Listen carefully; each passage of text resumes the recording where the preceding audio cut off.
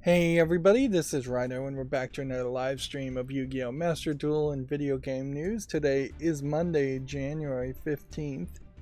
Now I'm having a bit of weather today, which should be fine, but there is a small chance of a power outage happening, so I'll warn about that to begin with.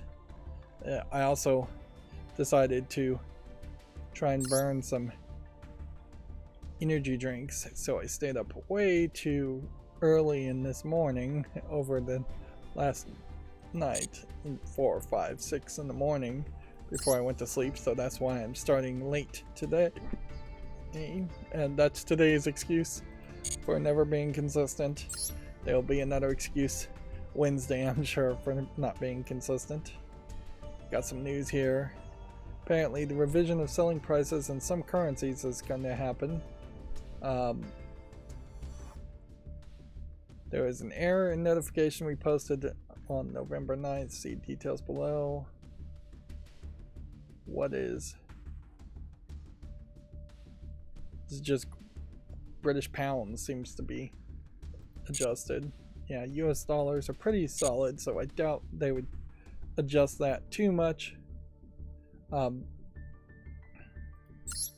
Yeah, it would be fairly strange if we all of a sudden saw the prices change here, although you do have like 29.69 cents on the end here, and who knows, maybe it was $9.99 at one point and that they have raised everything up by just like $1. Or I mean, wouldn't it make a lot more sense though to leave the prices the same and change the amount of gems you get and devalue the gems? But whatever. Still making progress on the dual pass. We have 22 days left on that. So yeah, let's hop into a shop and purchase some packs. Let's see, we have 10 packs here we can purchase. And then I think generally we can't really afford anything else still. I'd like to get a few more gems before engaging with the most recent. This is a little bit shinier in its effect. Yeah, I'd like to get a few more gems before I engaged with the most recent secret pack. But, you know, may not be a terrible thought to just go ahead and pull the trigger on that. Let's see. We had this Transcendence secret pack, and it has 22 days left. And then, so let's look at that. Featured cards we have. Is this a good candidate? There's a lot of super rares we don't have, and there's some normals and rares we don't have 3 copies of at least. The other option would be to look at any of these cards and see if any of these are a good candidate. This one feels like this is a much better candidate to go with, and there's 52 days left on that, whereas I'm hoping that the rest of these aren't very good candidates. This one's not a good candidate to go with.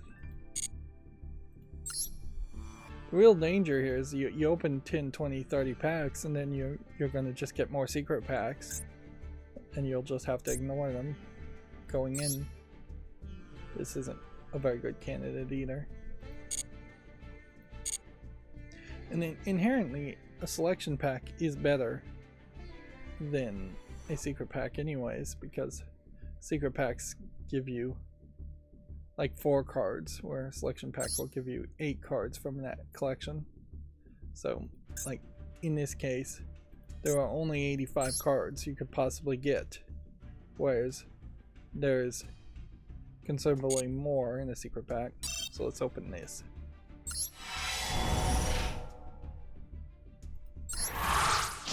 Let's go and skip. So we found 1 new card pack, and we're guaranteed an ultra rare. Meanwhile, we got a couple super rares, and these are all those cards that are based on sushi slash ships built out of sushi. Or some of them are, at least. A lot of this also looks like it's just robotic samurai. And noticeably, I don't recognize any of these cards, so they're probably very new, which means I'll probably never spend enough time learning their strategy. Seems like there's some level increase elements to some of these cards. At least one of the cards.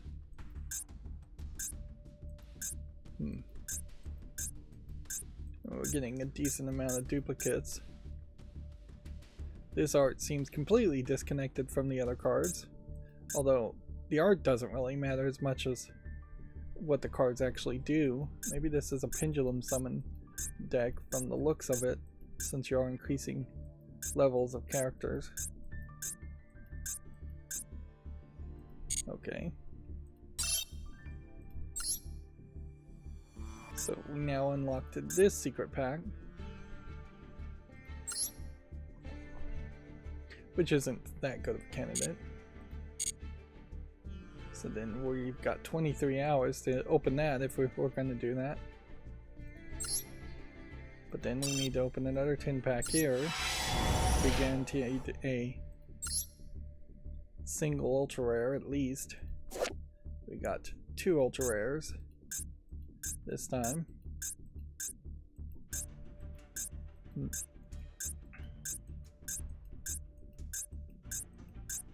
The problem here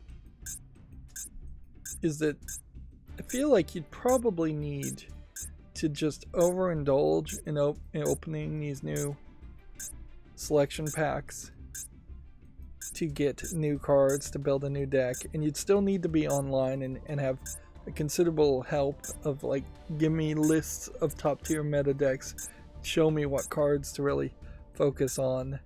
I probably need to see if I can find a YouTuber that would just talk about Yu-Gi-Oh cards that speaks English, because if I was just constantly following a YouTuber who was breaking down the new cards and the new strategies, then I probably would be more informed, but that inherently would mean I would have to put more energy and time into playing Yu-Gi-Oh, which is the exact opposite of what I really would want to do. I want to spend the least amount of time playing Yu-Gi-Oh as reasonably possible. We didn't unlock any other secret packs the second time around. So, yeah. This still would be a decent one to go with, where I opened another 10 pack. We can see that there's still a lot of super rares and ultra rares, but I think it's probably safest just to stop here. Now, is it any safer to open this now?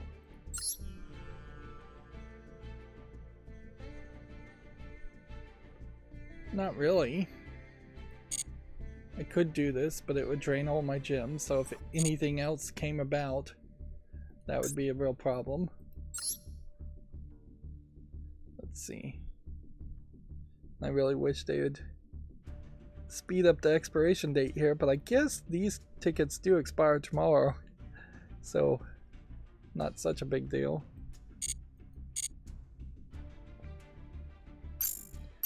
Let's look at solo for a second here and just see how many solo things I haven't gotten around to doing that lately. Yeah, I've got a good 4 minimum solo missions to do, which might give me some rewards. Then we've got our proficiency test, which we cleared the conditions on the practical exam. I think I did that off screen even. Complete a duel, destroy a card 100 times. Well, the good news is there is no proficiency after level 10, so we are finally done. The reward is proficiency, MD proficiency test grade 10, Master Duel. So it'd just be these questions that would be the annoyance. 5 out of 5. Let's go with this one. Just guessing. What's the name of this? It's Krib. It's not Krib. I'm gonna go Kriba. It's Kribi. What's the name of this card?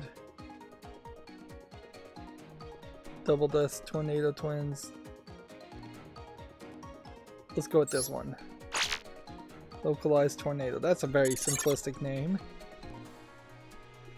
Can be special summoned by Puny Penguin. Let's go with Aqua. Fiend. Okay. What's the name of this card? Let's go with Rebellious Lufang. No, it's Fearsome Zhongyun. Alright. So how many times is this going to take? That was attempt number 1. I bet this takes 5 attempts. Which is the wallpapers.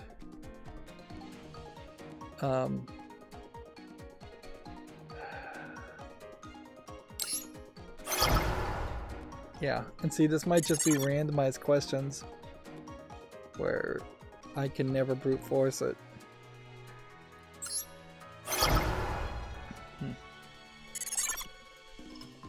Let's see. I think a lot of this also is just going to come down to these cards being somewhat more recent and thus more relevant.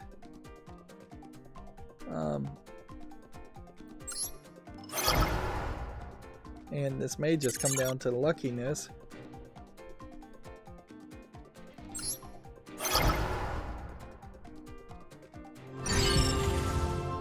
Yeah, I got incredibly lucky there and just guessed the right answers. There is definitely a lot of room as far as just like what's the name of this card when it shows you a small version of the cards. And that there's 4 different versions of the same character in different poses with the same color palette.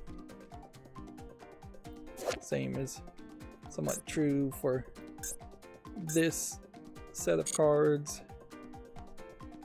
I could have definitely gotten this wrong. Fungi of Musk. If I'd known the name of this card, I probably would have assumed it was a plant, and that was my second choice. But they seem to really love giving cards a appearance like it would be one type, and then giving it a different type, which is just stupid, frankly, and hurts the understandability of the game for new players. If something looks like a plant, it should be a plant type. If you even need types, which it's very questionable whether you do need types. I've never really seen Yu-Gi-Oh! Optimize itself particularly well around the character types. You could easily just have the water, fire, earth, light, dark labels and get rid of the type. Here you have another example of Kribo spin-offs that have very similar names. But yeah, we're done with the exam. Pretty much.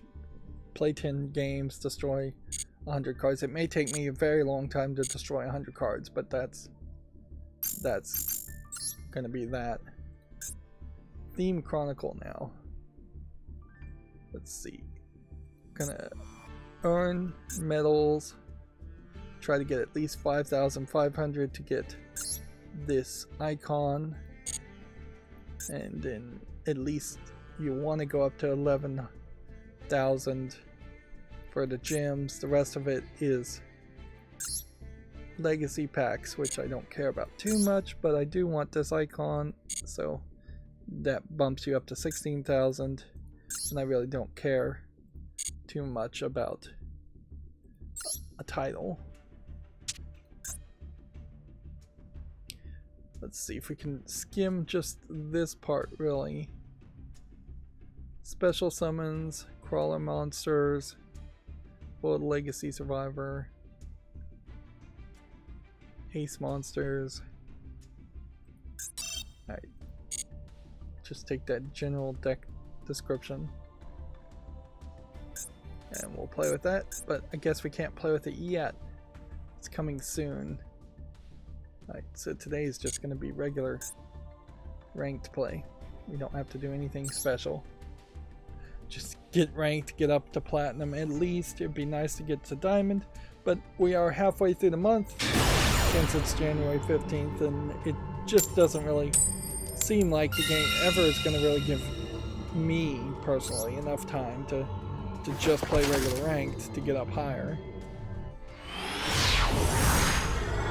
And then inherently that's a flaw with any kind of ranked ladder game, is that you can make systems accidentally where the person who plays more just wins, which in a lot of cases I imagine for a live service game that may be exactly what they want anyways, is just to reward the people who play the most, because the people who play the most are most likely to I'll take that quick victory. They're most likely to purchase things and be more invested and buy the microtransactions, although in Yu-Gi-Oh's case, it's still kind of silly to purchase anything. Like, I've been free to play since it first launched, and I'm still doing perfectly fine. Yes, I'm not at the maximum ranking possible, but I'd almost certainly never be there.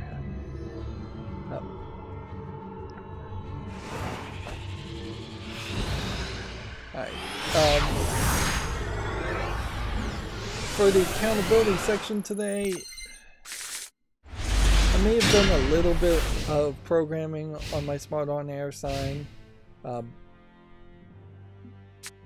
early over the weekend, but I kind of don't remember it that much. And then, yeah, I must have done some programming on Friday and Saturday and making small bits of progress, but still really struggling with the non-volatile storage issue of it just not really working. And then I decided on Sunday to take a bit of a break and make some YouTube shorts and close some windows. There is just a maximum number of windows I'd like to have open on Firefox from web pages of Steam games to make into YouTube shorts. So I cleared that out, ran my macro, and then tried to also schedule some of the YouTube shorts. But there are definitely some problems there. I thought for a second there, and by a second I mean I thought that I was going to be able to get around YouTube Studio's massive amount of JavaScript that they have on their webpage. It's just like everything you type in any box is then performed upon by a massive amount of JavaScript functions. It's just calculated.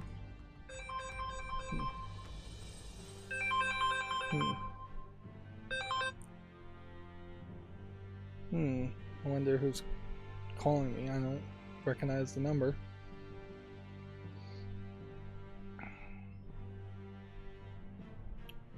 It's probably nobody important. I'm not going to answer it.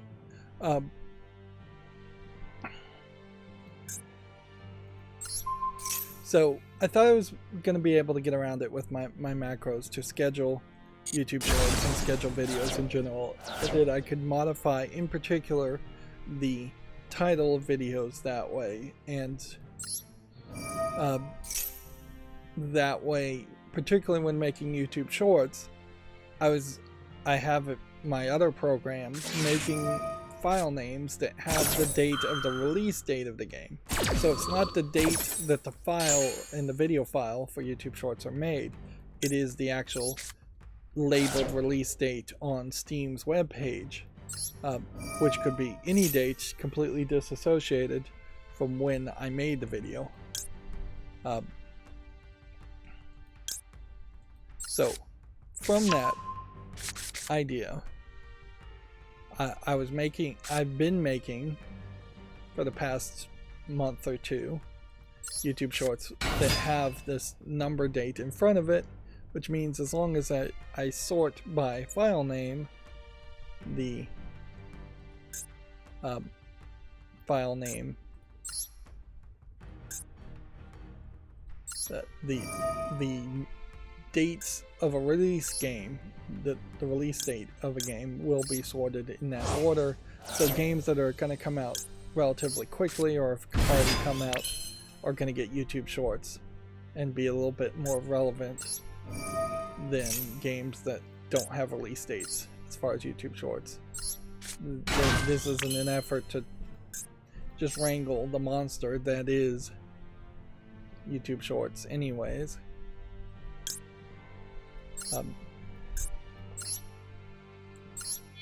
Because I'm obviously still just making way too many YouTube shorts in general. I have at least 200, probably closer to 300 YouTube shorts I need to schedule on this old system that I'm gonna have to just do manually.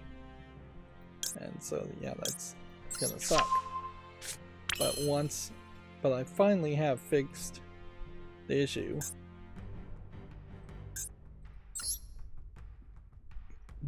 Do we want to banish this card and do 3,000 damage this turn?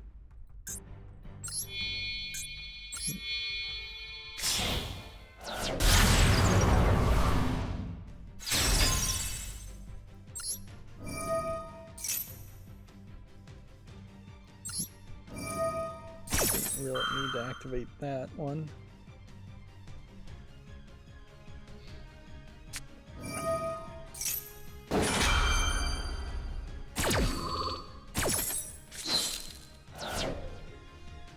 Darn it.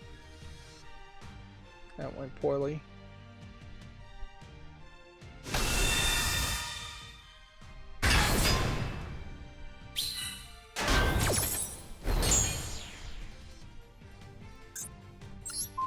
Although maybe not that poorly.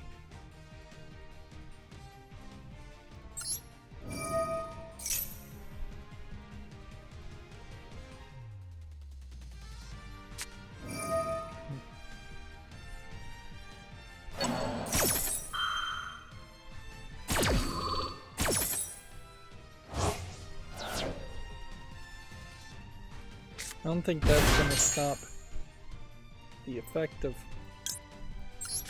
my card.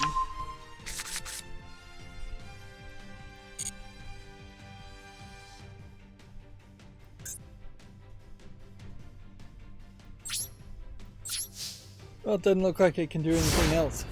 Alright.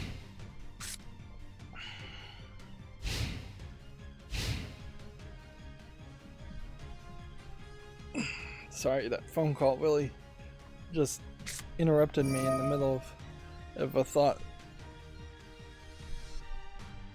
Let's see.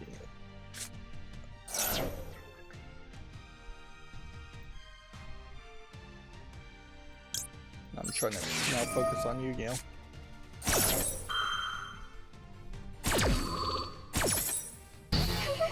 Okay, so to continue my story, I am going to just show you some of the JavaScript as it is now, as far as making the file name. So what it would do in this JavaScript, which needs to be pulled down a little bit here. Let's see. There we go. This is in UI Vision, which is a Selenium-based macro maker to run on web pages.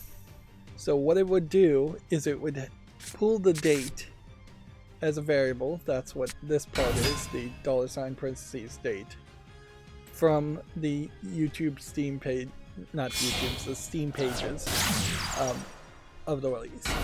Then it converts that into JavaScript into an actual date object. So it's text, then it gets turned into an actual number date. Then it checks to see if it's not a number in AN, which just means that it said, instead of in the field it saying a number, it said something like to be announced, or it was blank or something. If that's the case, then it makes this variable d, which is just the new JavaScript of saying let d equal something versus var d equals something. Variable is now not recommended. But yeah, if it doesn't have a release date, it just picks the current date. That's what happens when you call the function date with nothing on the inside of it. And then it adds a significant number here, which is probably 30 days in milliseconds, if I was to guess.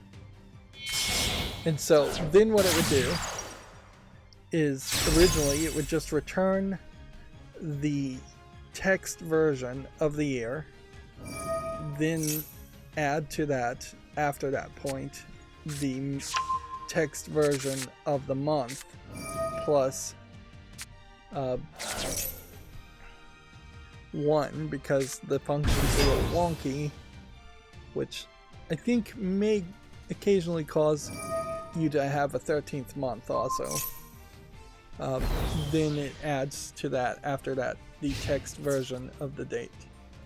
And notice here that the toString function for get month is not being used, or the toString function of get year and get date is being used. That is another weirdness and inconsistency, I assume, of JavaScript. Now the problem here with that function is then that would just put, with other programs that I'm not going to get into the weeds about, that would just put the date in that format in front of a new and trending title or file name. And then YouTube Studio will take your file name and just immediately turn it into the default title when you upload a video. So what you would have is something like 24, like we're in 2024, so it would be like 24/01/15 for a game that was coming out today. And then there would be a space, and then just because I added a space, and then there would be the title of the game. That's not what you want for the title of YouTube, and as I said earlier, YouTube won't allow me to use a macro to rename the title. But as I was trying to figure out a way around YouTube's incompatibility, which it really is incompatible, I would hate to be someone who is blind or otherwise differently abled trying to upload anything to YouTube Studios, because it would really be a nightmare. Like, yeah, but I suppose somebody who is making YouTube videos would probably struggle somewhat anyways. But that doesn't inherently have to be the case either.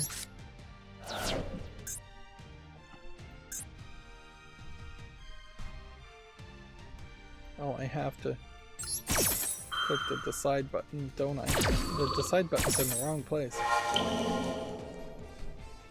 I almost chose to get rid of that card.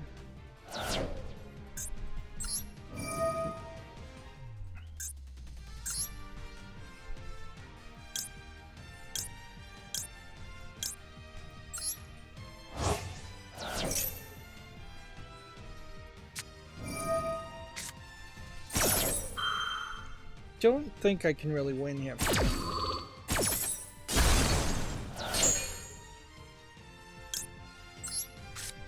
I'd like to win,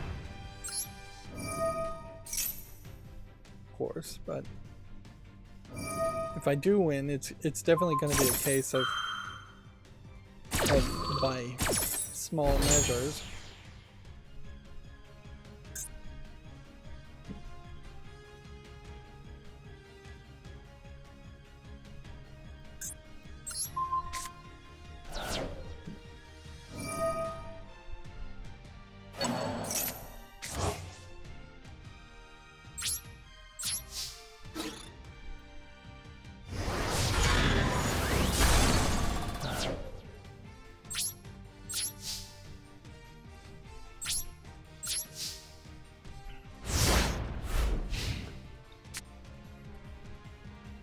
So in working and trying to get around YouTube's incompatibility with being able to rename the file names, the titles of YouTube videos, I found that there was 5 symbols in the ASCII character set. So the ASCII table is all the characters between 0 and 127 of like Unicode, which is a newer standard. There was 5 of them that probably just for safety's sake are being removed from a file name. Those symbols being an open parentheses, a closed parentheses, the dash, an open bracket, a closed bracket, and that's it. Now, if it was a case that there were 10 symbols instead available that were automatically removed, I could have pulled off this trick a lot nicer, but it's still doable.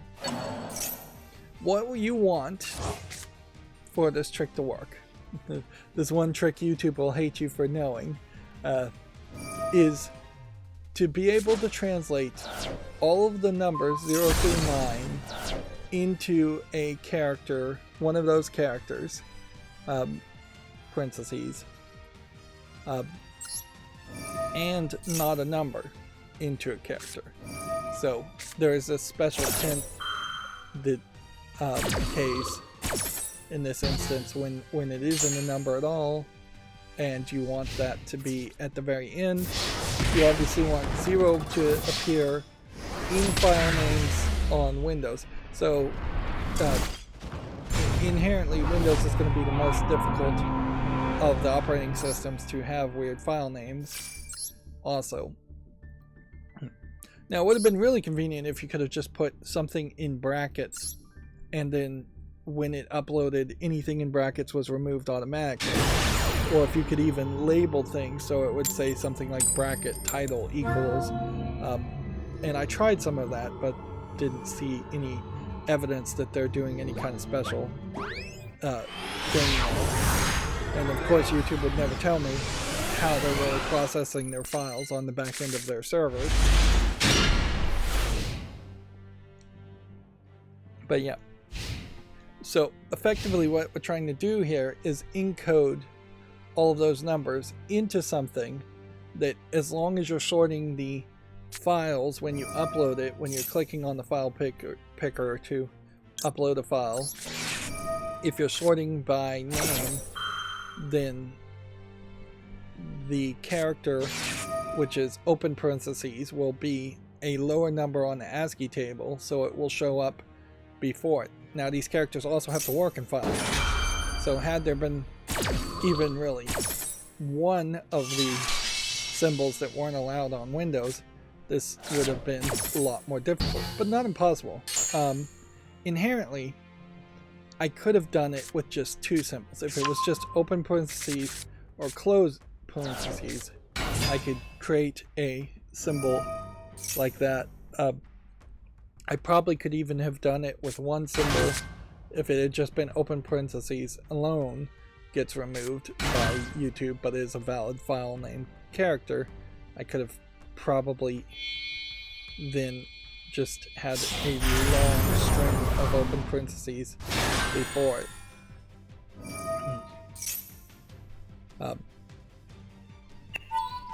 So I came up with this encoding, and this is probably incredibly boring to anybody who isn't me, where it uses the JavaScript replace all function to take the number 0 and replace it not with just an open parentheses, but with two open parentheses, which then creates this encoding scheme where 0 equals 2 open parentheses, 1 equals open close parentheses, 2 equals open parentheses dash, 3 equals open parentheses open brackets, and then 4 equals open parentheses close brackets, and then it's close parentheses open parentheses, and so on and so on and so on.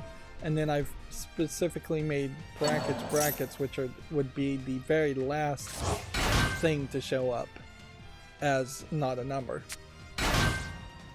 So it turns a human readable date into this cryptic custom encoding cipher, I suppose would be the right word there.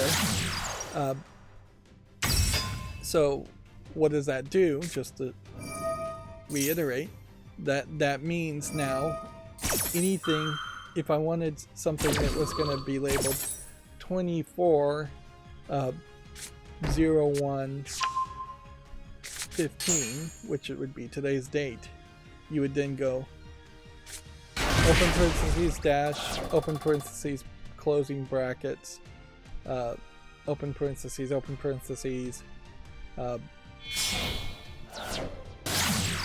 see,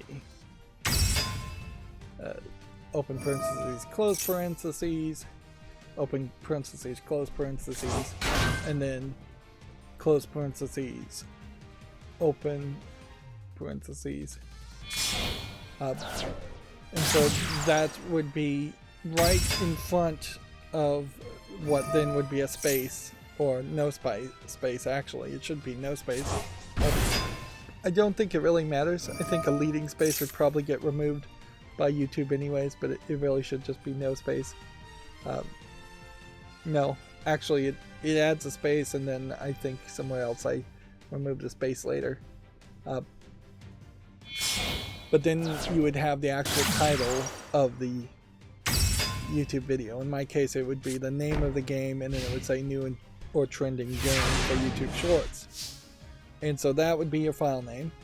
When you go to upload that file, as long as you're sorting it by file name and not sorting it by, say, the date created, then the newest, most recent games that may have already even come out will be the first ones to pick, and the later games will be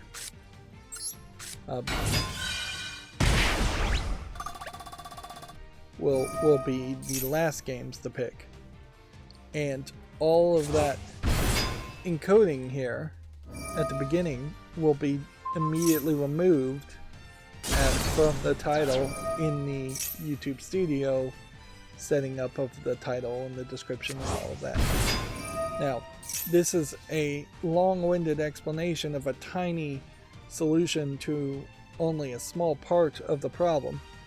Inherently, I have a much bigger macro that is working around the elements of importing a template file and reusing values from the template file for the description and the tags and everything like that. It is looking at a comma separated value database of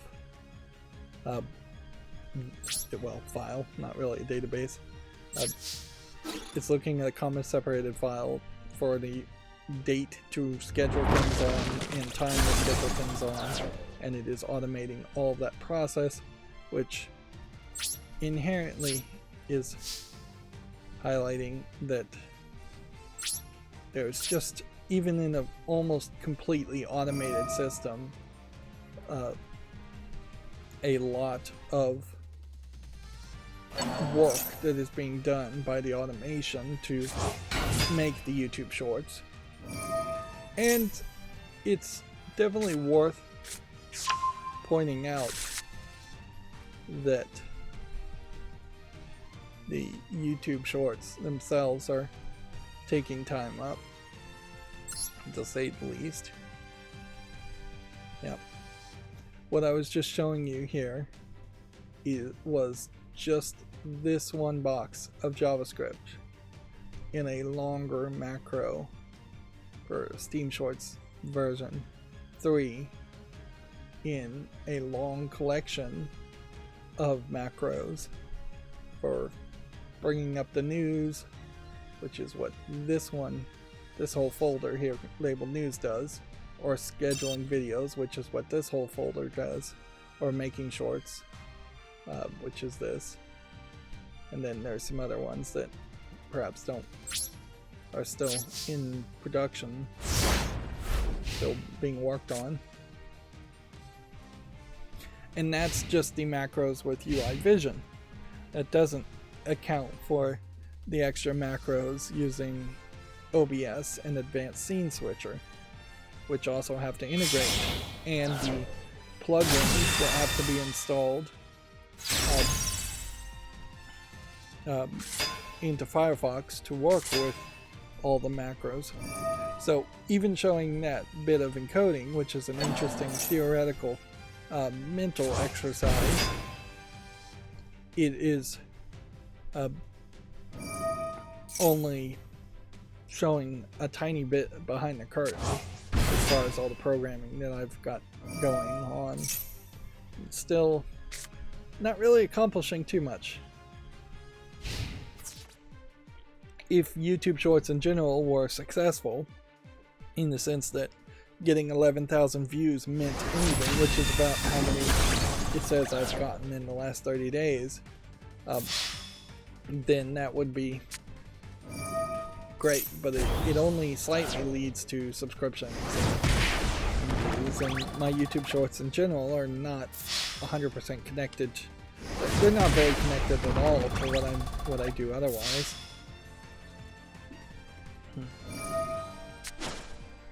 But yeah, an interesting programming trick.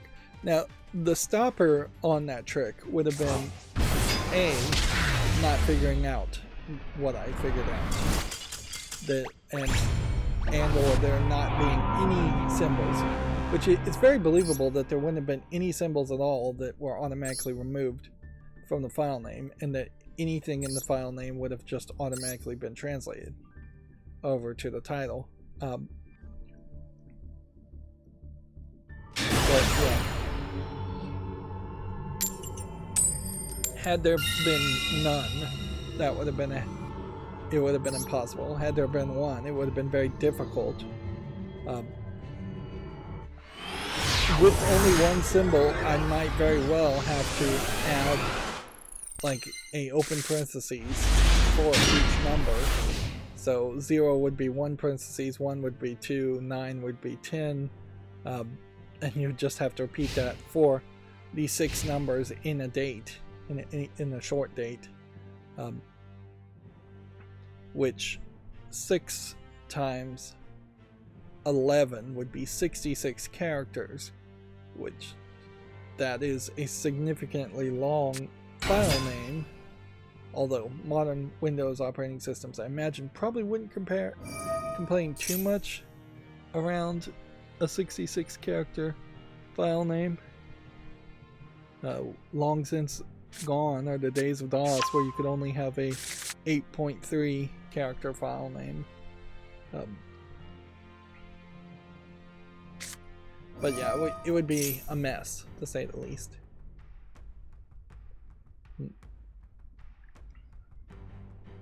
If there had been only one character. Of course, how could it have gone better? If I could have typed in parentheses, brackets, title equals this, description equals this, like that, there would have been something rather amazing in that, if you could have done that, because then I could have like titles, descriptions, tags, release schedule time, is it a premiere? If every single thing that is in the JavaScript of YouTube Studio's HTML page, which is a mess if you try to read it, it is a nightmare. If all of that could be modified just by and automatically filled in by the file name, that would have been absolutely amazing.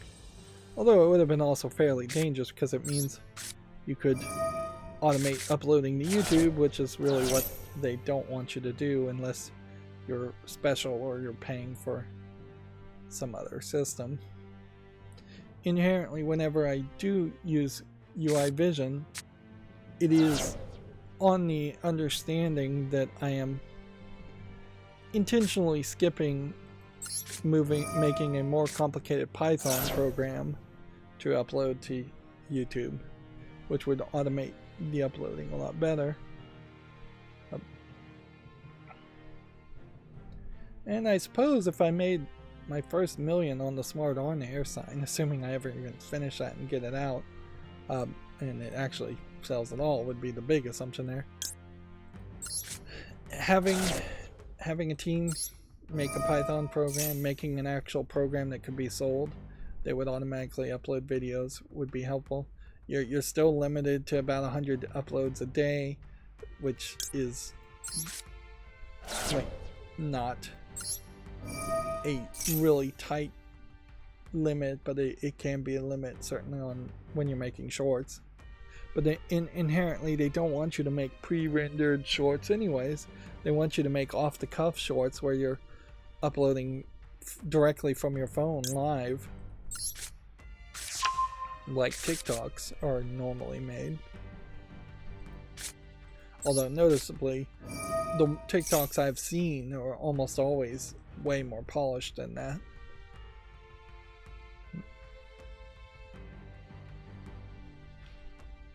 Yeah. The problem with shorts, the problem with TikTok from my perspective is that you just can't constantly make and push the quality of content down to being valueless to both the consumer and the producer, so you're not paying, so you wouldn't be paying content creators, and the content creators are being encouraged to make less quality product.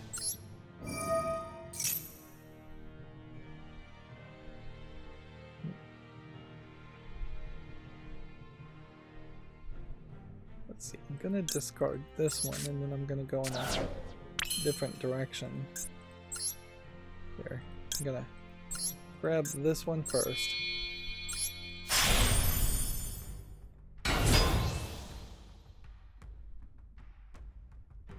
And then see what this guy's gonna do. Yeah, and inherently I wouldn't make any YouTube shorts if I had to put any time into it at all. And that is the consistent thing I hear from the YouTube content creators I follow, is that they just don't like shorts and they don't want to engage with them. Just for the most part, I assume because they're a waste of time and a distraction. And they just don't integrate well to existing content creators on YouTube. They appeal to a completely different type of demographic and a completely different type of creator.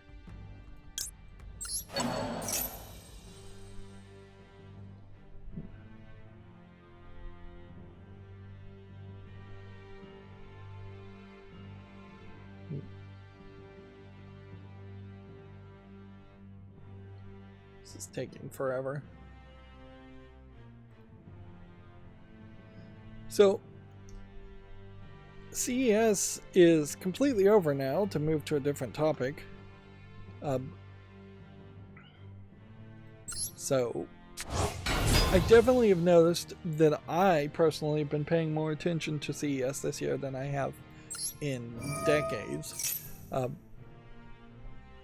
I think a lot of that, if not all of that, has to do with the fact that E3 is now officially dead. But yeah, CES is still fairly disappointing in what they announce and what they show and what they talk about.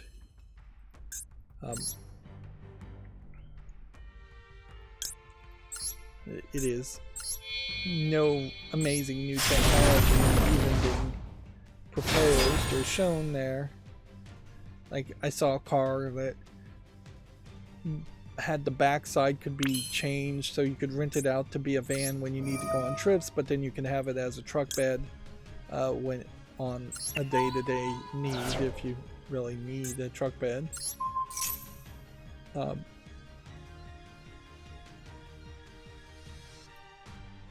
But yeah, there's big TVs, there's improvements, incremental improvements on the brightness of some of the Samsung's. Micro LED TVs might be really amazing in 10 years from now, but they're far too expensive at the moment. There was an interesting concept of combining a already combined washer and dryer with a combined robotic mopper and vacuum cleaner, so that you could then have one hookup for hot and cold water and one drain, all servicing the robotic mop and vacuum cleaner and the washer and dryer. Now, for the most part, it seemed like as a concept, it really was just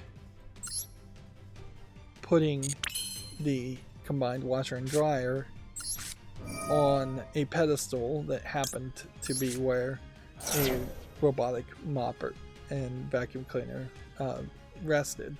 But that's fine, and you can't really shove the contents of a vacuum cleaner down the drain pipe, so you're still going to end up having to clean out the vacuum cleaner aspect of the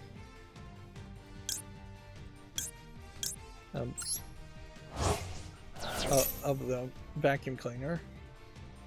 And I wouldn't be surprised if there isn't even a connection between like the lint collector and the vacuum bag, so I imagine you're still going to have to collect the lint out of the washer and dryer.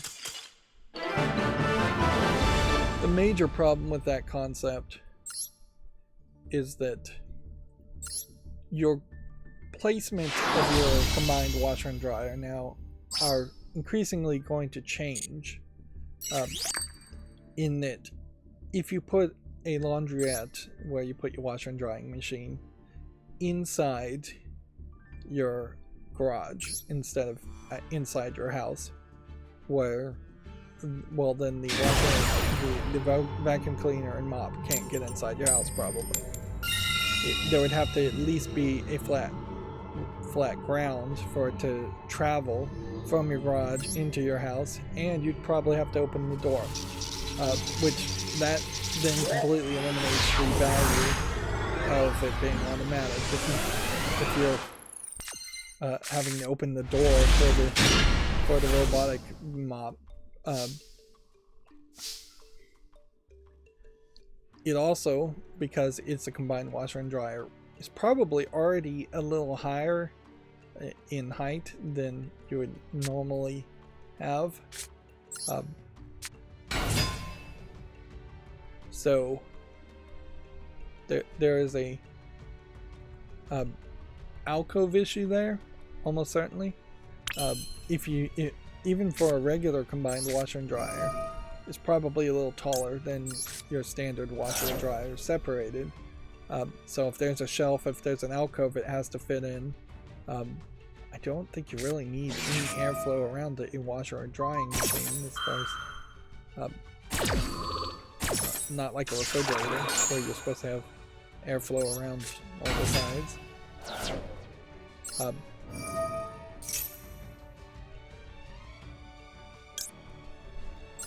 So yeah, it only gets worse as you go along, though, because then by putting it on a base and adding a robotic vacuum cleaner and mop to the bottom of a combined washer and drying machine, you now have an even taller product, which actually that might be very good for a lot of people.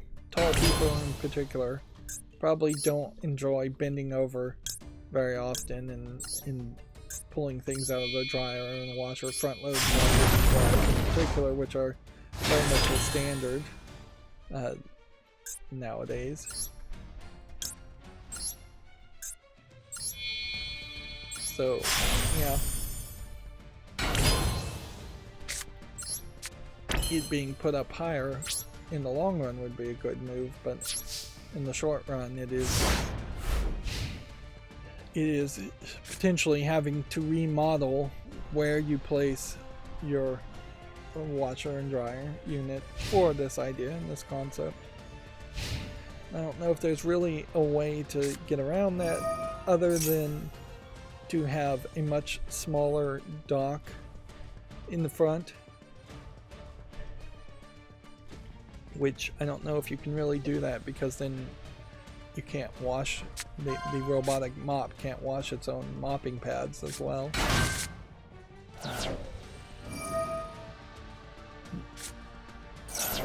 I think they could probably move things around.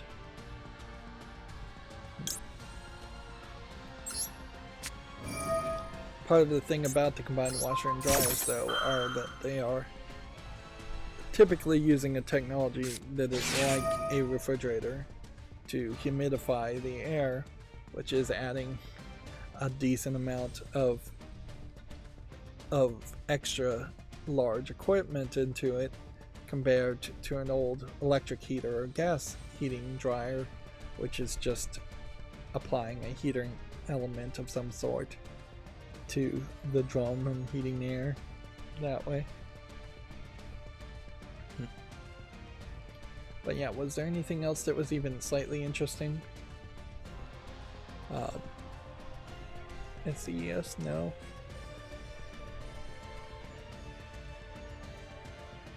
YouTube suggested me, and I couldn't tell you the name of this YouTuber, that there's this relatively new YouTuber who relatively recently lost his arm, and he's going down the path of trying to figure out if he can play video games with adaptive controllers. So he was a smaller YouTube I decided to follow. There might be some interesting discoveries in that, because certainly there's a lot of makers out there that want to be helpful and want to make assistive controller devices, but the makers tend not to actually have the same disability, and everybody's disability is different, and so the products are never really polished and never really as useful as you might hope them to be.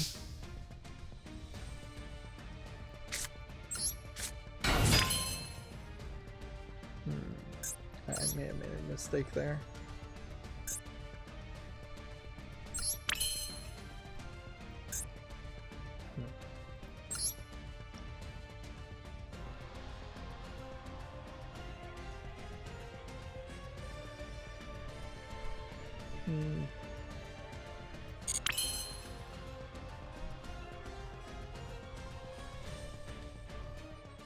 You know what, I'm just going to be somewhat simplistic here. Do a direct attack here. Probably could do more. I think this will probably be the end of today's games too. We've done fairly well today, but I am struggling to maintain a conversation at the same time. Inherently, that is always the problem. It's like, if I wake up late, then I am going to end up I'm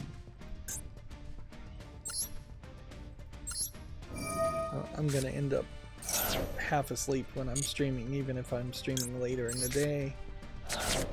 It's never a case of, oh, I slept in and I'm well rejuvenated.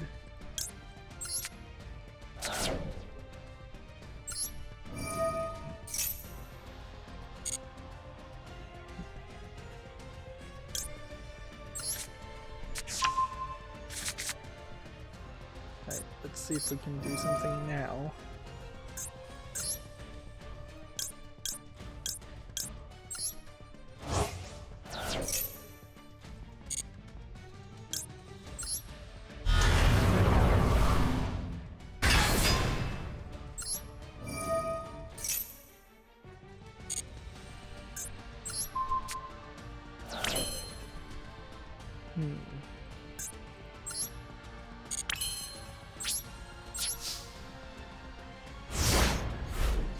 Yeah, so I suppose other than E3, I mean CES, nothing's really going on in video game news other than a continued large amount of layoffs. Layoffs just in the tech industry in general.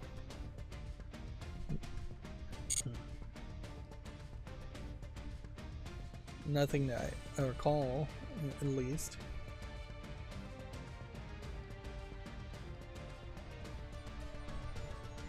So here we have a Video Games Chronicle article that says Ubisoft's subscription boss says that gamers are still used to owning games. Consumers were fast to embrace the model of not owning CDs and DVDs, says Felipe Trimble. Which, yeah, this definitely, for the person in charge of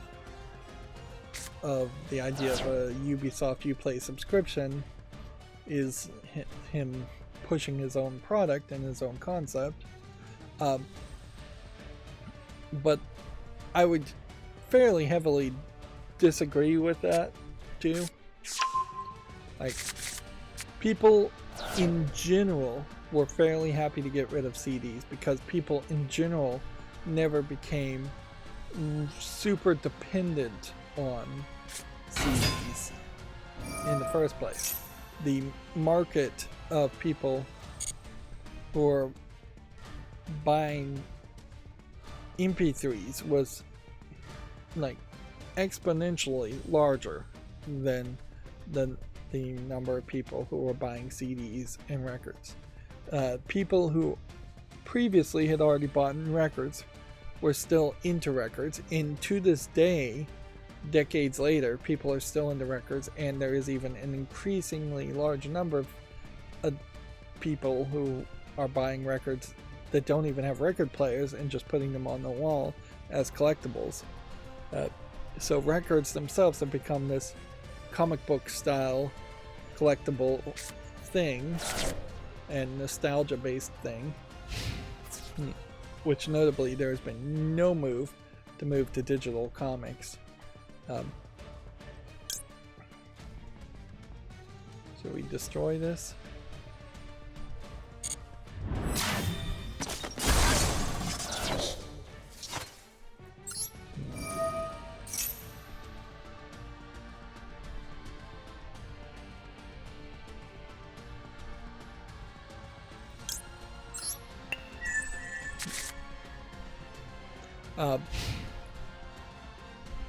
As far as DVDs are concerned, well, DVDs were the third generation improvement on VHS and Betamax fights and Laserdisc fights.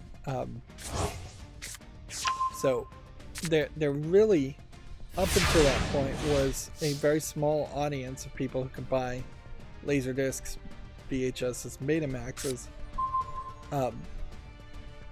before they started to mostly rent them. And it's really important to remember that the vast majority of that first generation of movie fans were not buying VHSs or DVDs. They were going to Blockbuster and renting them and then returning them. So there was never really this major feeling of ownership.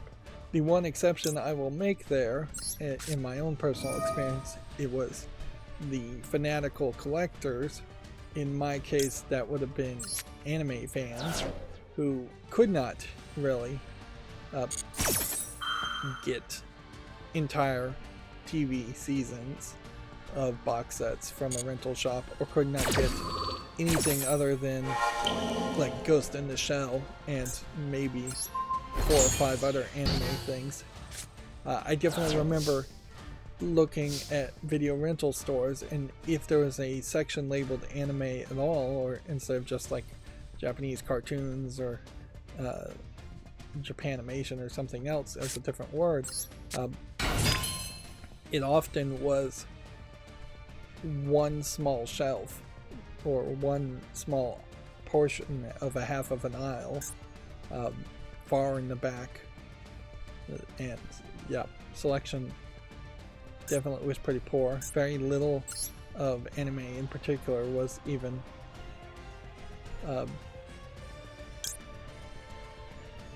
available, because it just hadn't come out to the West at all.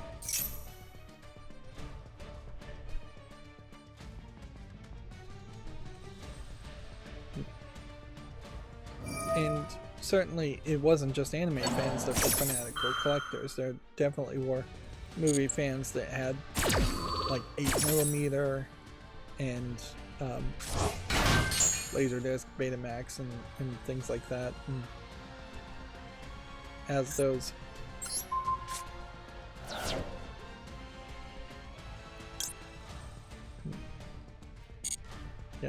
those types of people were always collecting.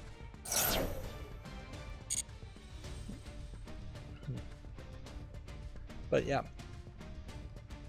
the difference between video games and everything else I just said, though, is really night and day.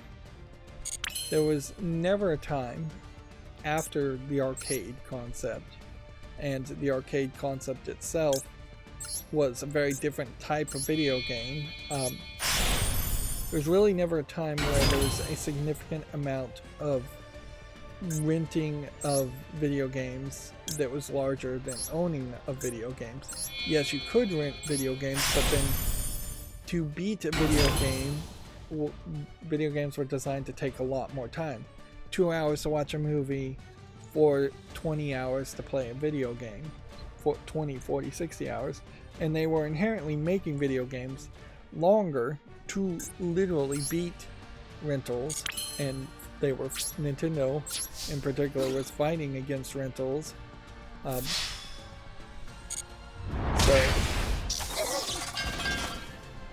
there's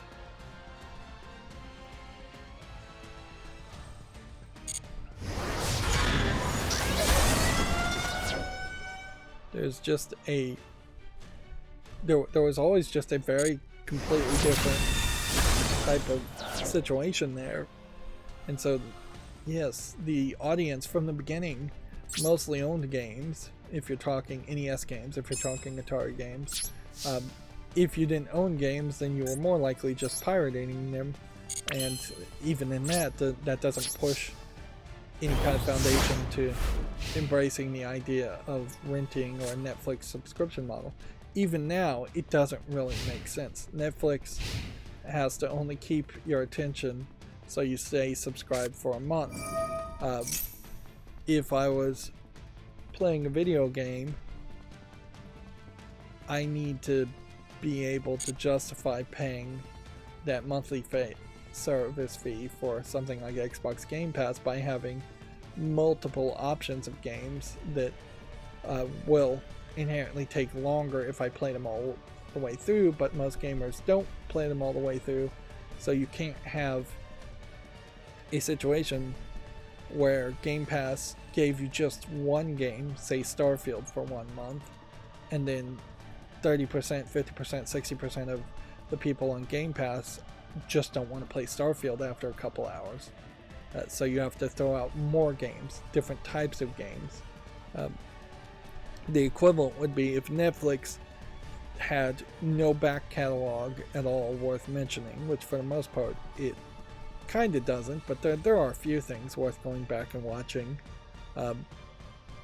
But there definitely isn't a Friends equivalent or the Office equivalent on Game Pass. Not a game you just always go back and play. If there is something like that, it's like Call of Duty, and you have to always buy Call of Duty.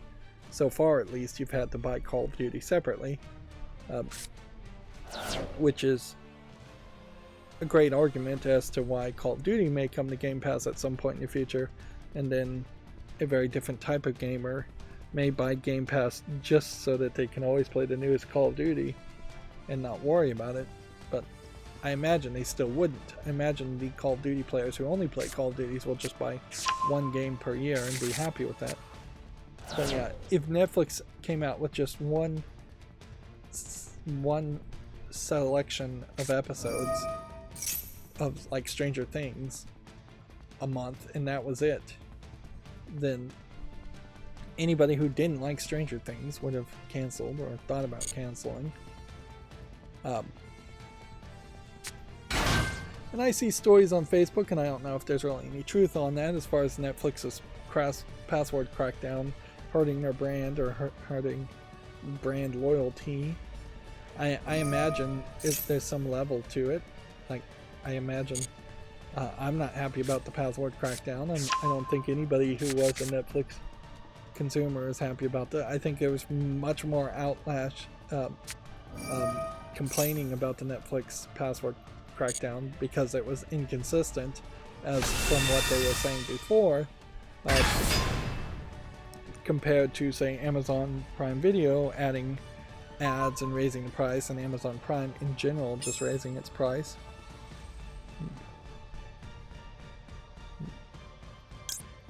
Let's just go ahead and destroy some cards. So, to get back to the idea of a subscription service, particularly from Uplay, do I see that happening? No. Even in this screenshot, you can see you've got an Assassin's Creed game that feels like the original Assassin's Creed game, a Prince of Persia game, which, while critically seems to be well received so far, does not feel like Sands of Time or the old Prince of Persia game. You have the new Assassin's Creed game, which is nothing like the old Assassin's Creed game, and you have very poorly received Far Cry game, which people have mostly forgotten about. So if these are their 4 tentpole games, as far as Uplay having a subscription service, that's not good enough.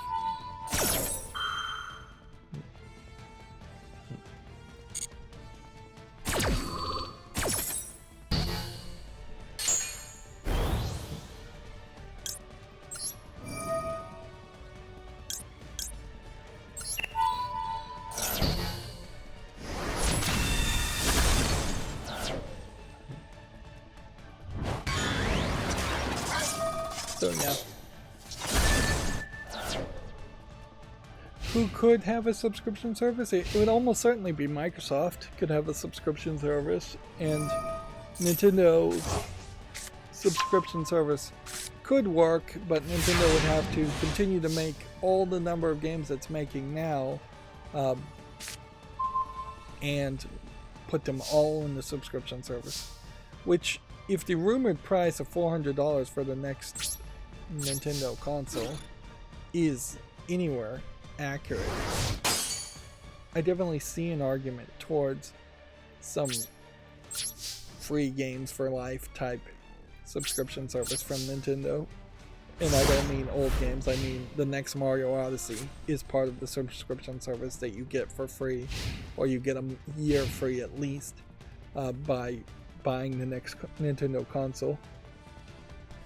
At $400, it really gives the feeling that the next Nintendo console may just be feel like a pro version of the Switch, and they will just continue to sell the Switch for a lot longer.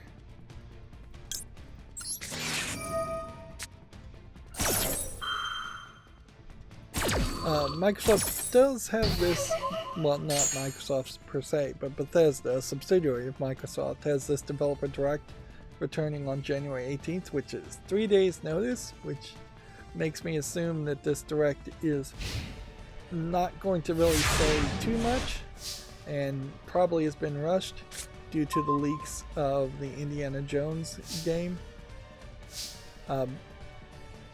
But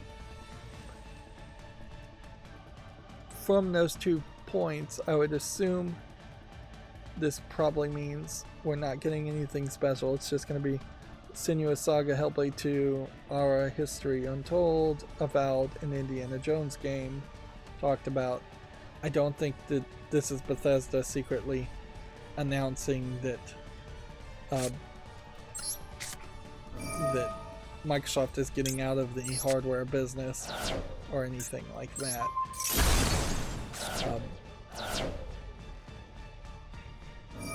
It might be a case where they announced that the Indiana Jones or any of those other games is going to be multi-platform, which I wouldn't be super surprising. Particularly Indiana Jones makes a lot of sense to be a game that would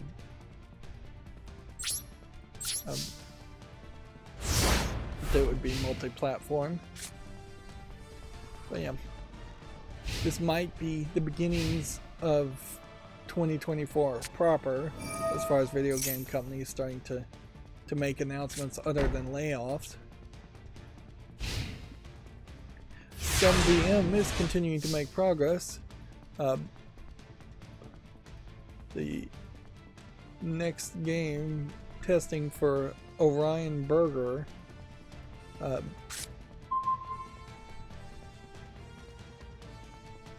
has begun, I guess.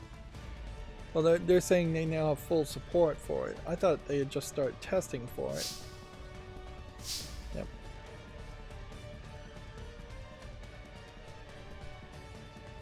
Yeah, nope, they're asking for testing help on it. Which, every time ScumVM announces support for a new game, it is pretty much guaranteed to be a game I've never heard of. So I can't really say anything too interesting around any of that.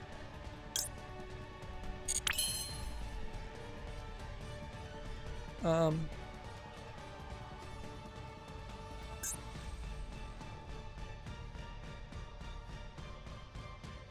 don't think I can do anything here, so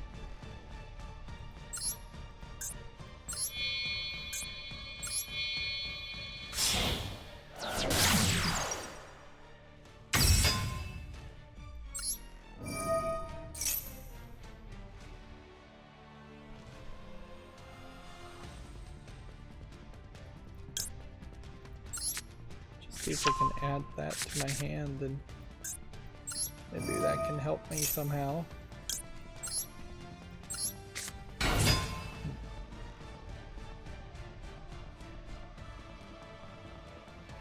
Might be some roundabout way in which I could then summon something, if he can't counter it. Which we'll see. Seems like he can just counter things from the graveyard. Video Games Chronicle says, a year after being branded a flop, Mario plus Rabbids sequel is steadily selling. Sparks of Hope has sold nearly 3 million units, sources say, in line with the original game.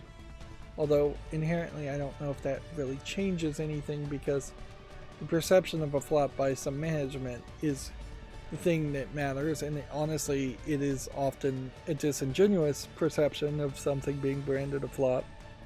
I wouldn't really expect Nintendo to work with Ubisoft again after something was said so publicly. Nintendo in particular, I imagine, bristles if you say anything without their permission. And honestly, if I was doing any business with Nintendo, I would be kowtowing for permission for everything just to make Nintendo happy. It would be very much in line with a Japanese mentality to ask for permission to do things that you don't really need to ask for permission for.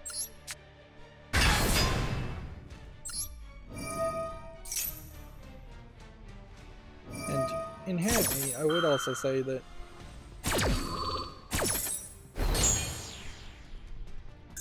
you are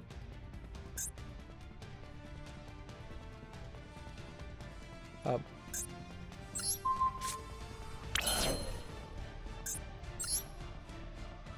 see. Do I want to activate that, or do I want to do this?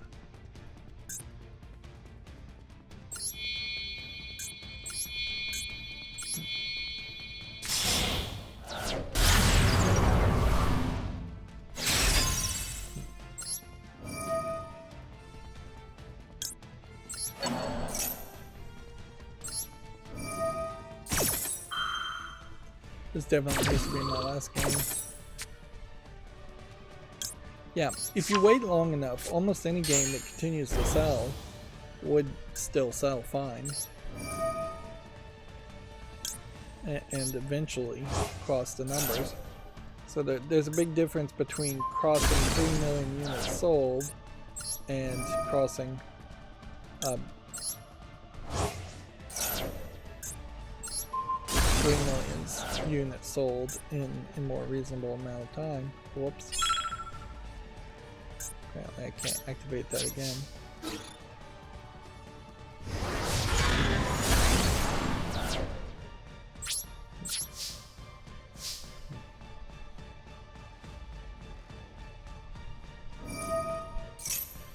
And there's some ways you can manipulate the data to make it sound like good news. If a game is 10 years old, you could then, just because it's a nice round number, announce that a significant number of million of units have been sold when there really isn't a comparison to be made there between some other kind of 10-year-old game. I imagine the Mortal Kombat series could be a great example where if you added all of the units sold for every single Mortal Kombat game, the numbers are going to be fairly high, but if you looked specifically at like Mortal Kombat 11 sales numbers, the percentage there might be very low compared to Mortal Kombat 1 and 2 and 3's numbers.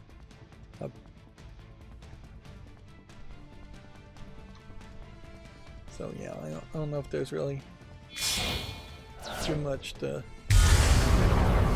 say there.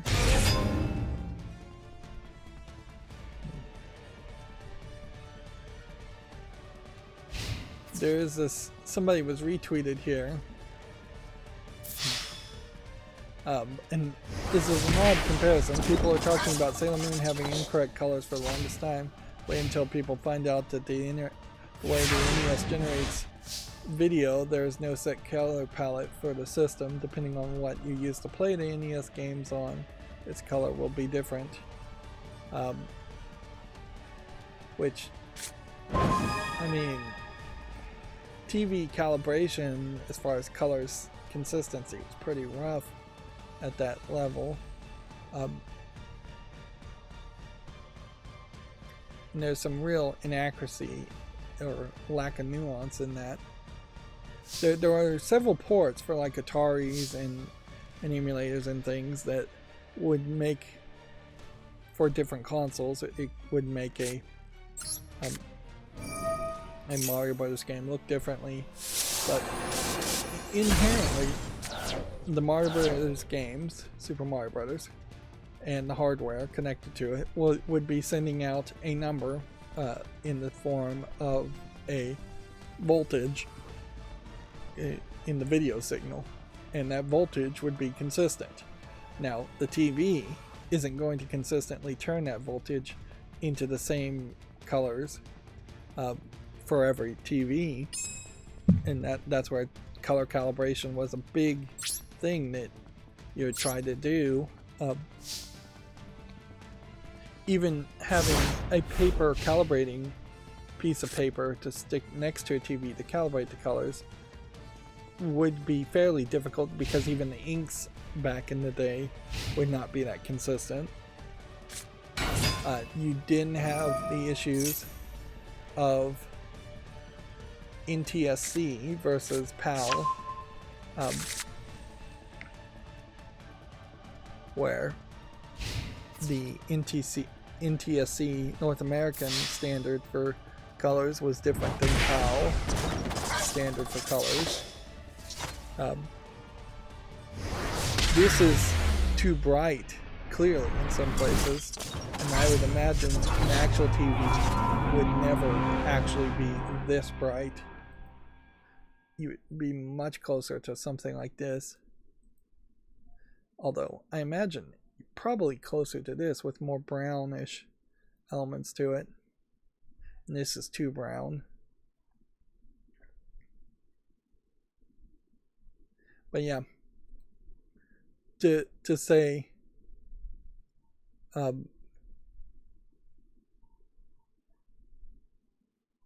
that there was no set color palette is not really explaining things. That there was a color table, and the signal was consistently being sent.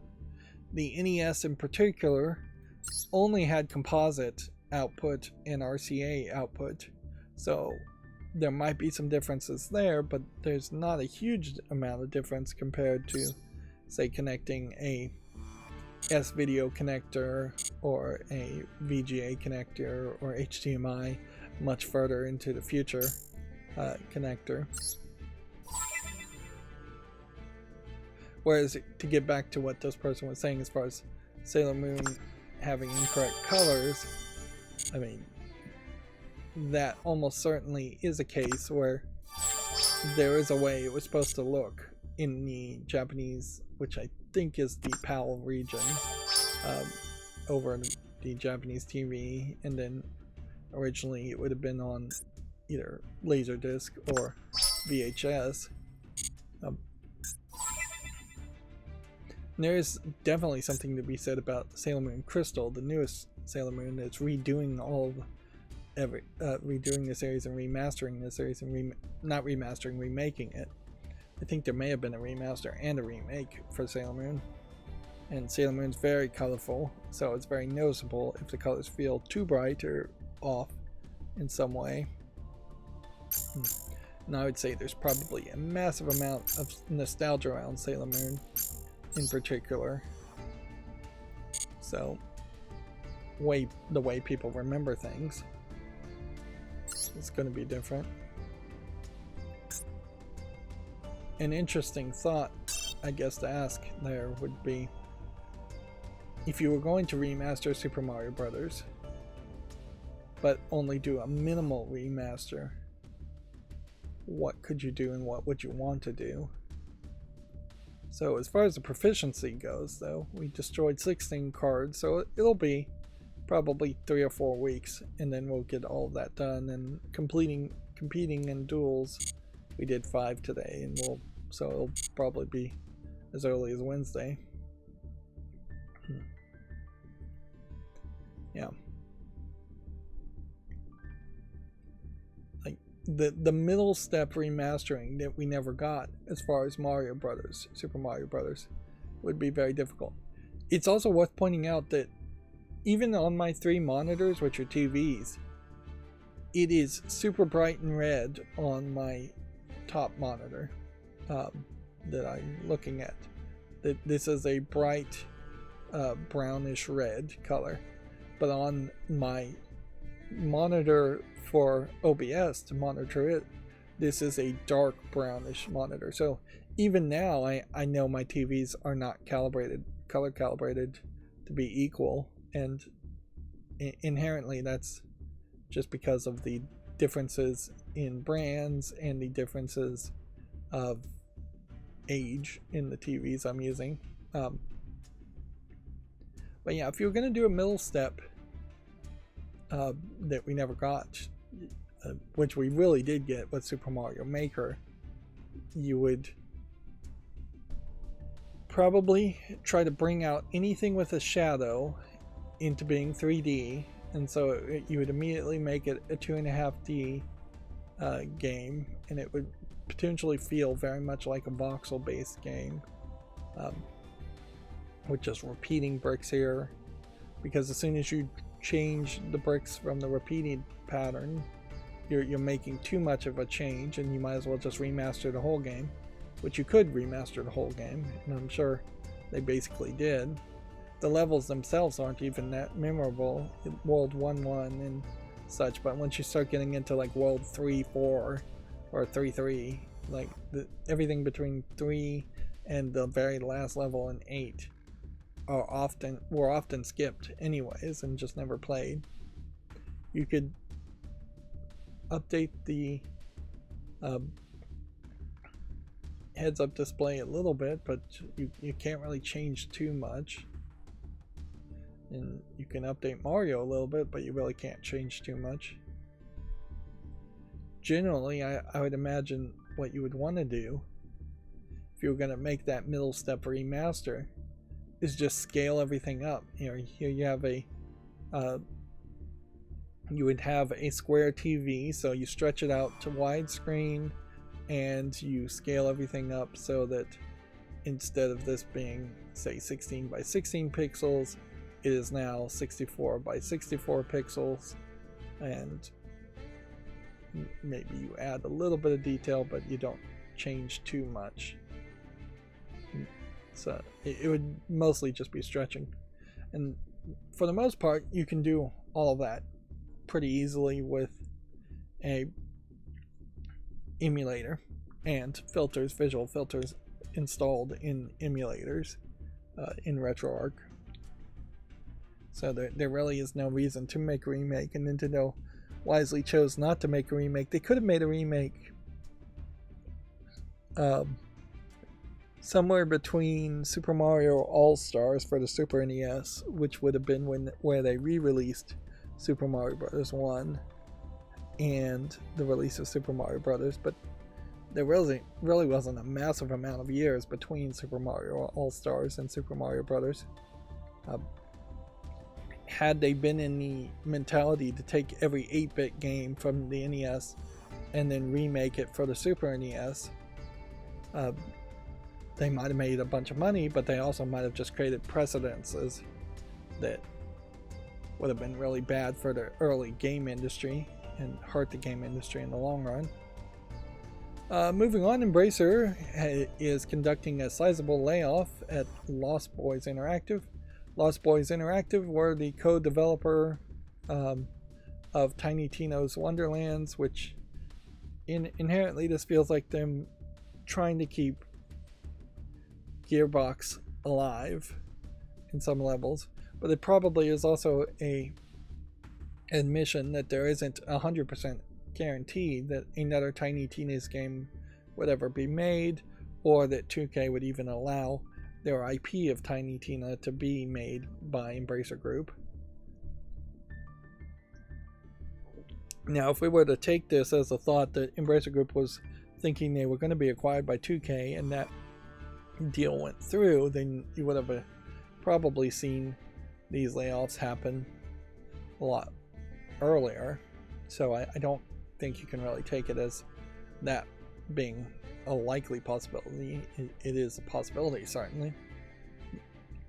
A lot of these layoffs now are starting to feel like deferred layoffs, where they're taking losses for 2023's fiscal year, and now they're laying off people to take losses for 2024's year. So they're starting off on a losing foot, effectively. Meanwhile, if Gearbox, the proper Gearbox in Dallas, is actually working on a game, they are doing it in secret, and it probably isn't just another Borderlands game, although it may feel very much like a Borderlands game. Bethesda versus the Gearbox, the original Gearbox, not any of the subsidiaries, are interesting contrast on the same problem, in that Bethesda is effectively just Elder Scrolls and Skyrim. They have a little bit of success also in Fallout 3, and not that much success with Fallout anything else. And I'll just sum up Starfield as saying no success there. So they have a traditional fantasy game in Elder Scrolls that was very successful, but also is so old that the people who worked on Skyrim may very well not even be at Bethesda anymore. And then Fallout 3 was successful, but again, the people that worked on Fallout 3 may not even be there anymore in the same role or the same mentality. But they do have a fantasy game, they have a sci-fi game in Starfield, and they have a weirder sci-fi game in Fallout, a Nuka Punk game. Whereas Gearbox has this RPG collectathon shooter game in a science fiction world of one setting, but Gearbox has no fantasy games to their name. They have no other games to their name other than the Borderlands series and Duke Nukem, which you can't really do too much with Duke Nukem. Even if you were to come out with Duke Nukem, that is just going to be a first-person shooter comedy game, and really, I don't think Duke Nukem could even be a tentpole game that would sell enough to keep Gearbox in business.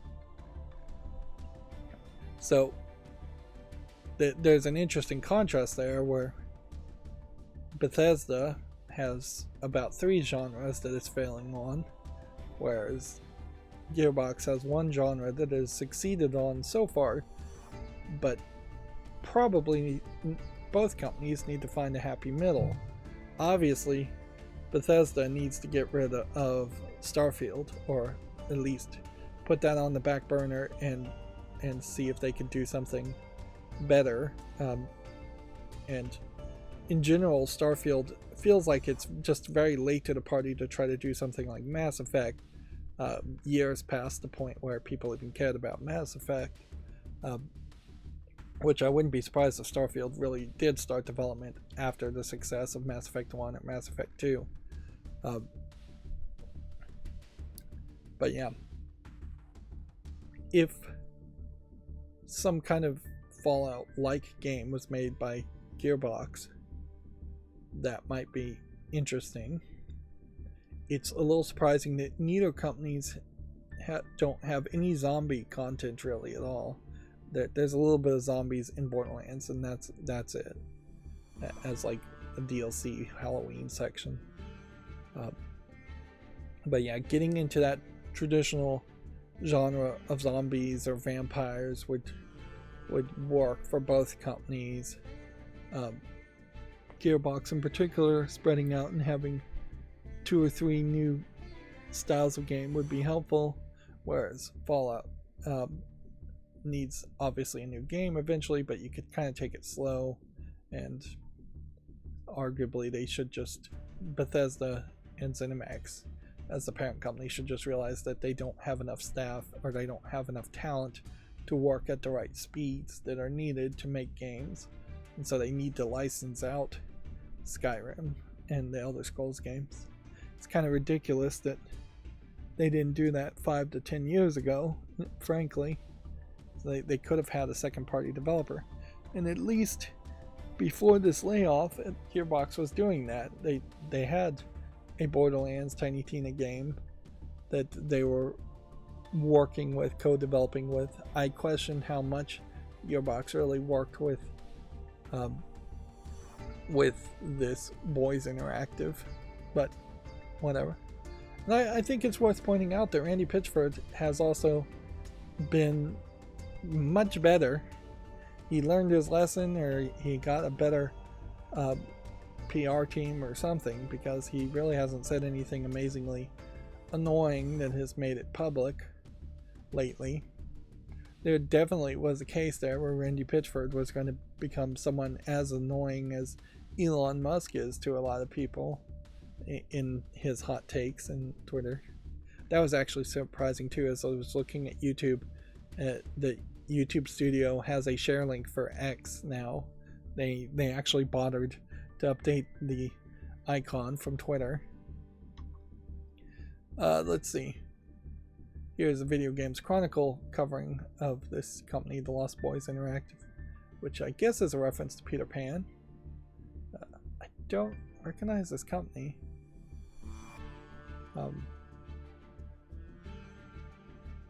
Sizable layoffs. If there was 400 people in there, that's kind of the problem, though, is that the game industry is really small enough that even 4 or 5 people being laid off is potentially a sizable layoff at some companies. Inherently, though, that there is this problem that is not being addressed, in that if you're thinking of a painter, a potter, a sculptor, any other kind of artistic creator out there, you're typically thinking of an individual person. Now, there is a little exception in bands. Yes, a band might have 5, even large bands might have 20, and then orchestras, certainly there are very few orchestras out there, but might have 100 people in them. But also, I would say orchestras are just playing music that has been scripted from them, so there's not really a lot of creative output going there. I won't say there's none, but there's very little as far as what an orchestra is doing compared to somebody who's writing their own music in a band or writing their own music for themselves exclusively. But yeah,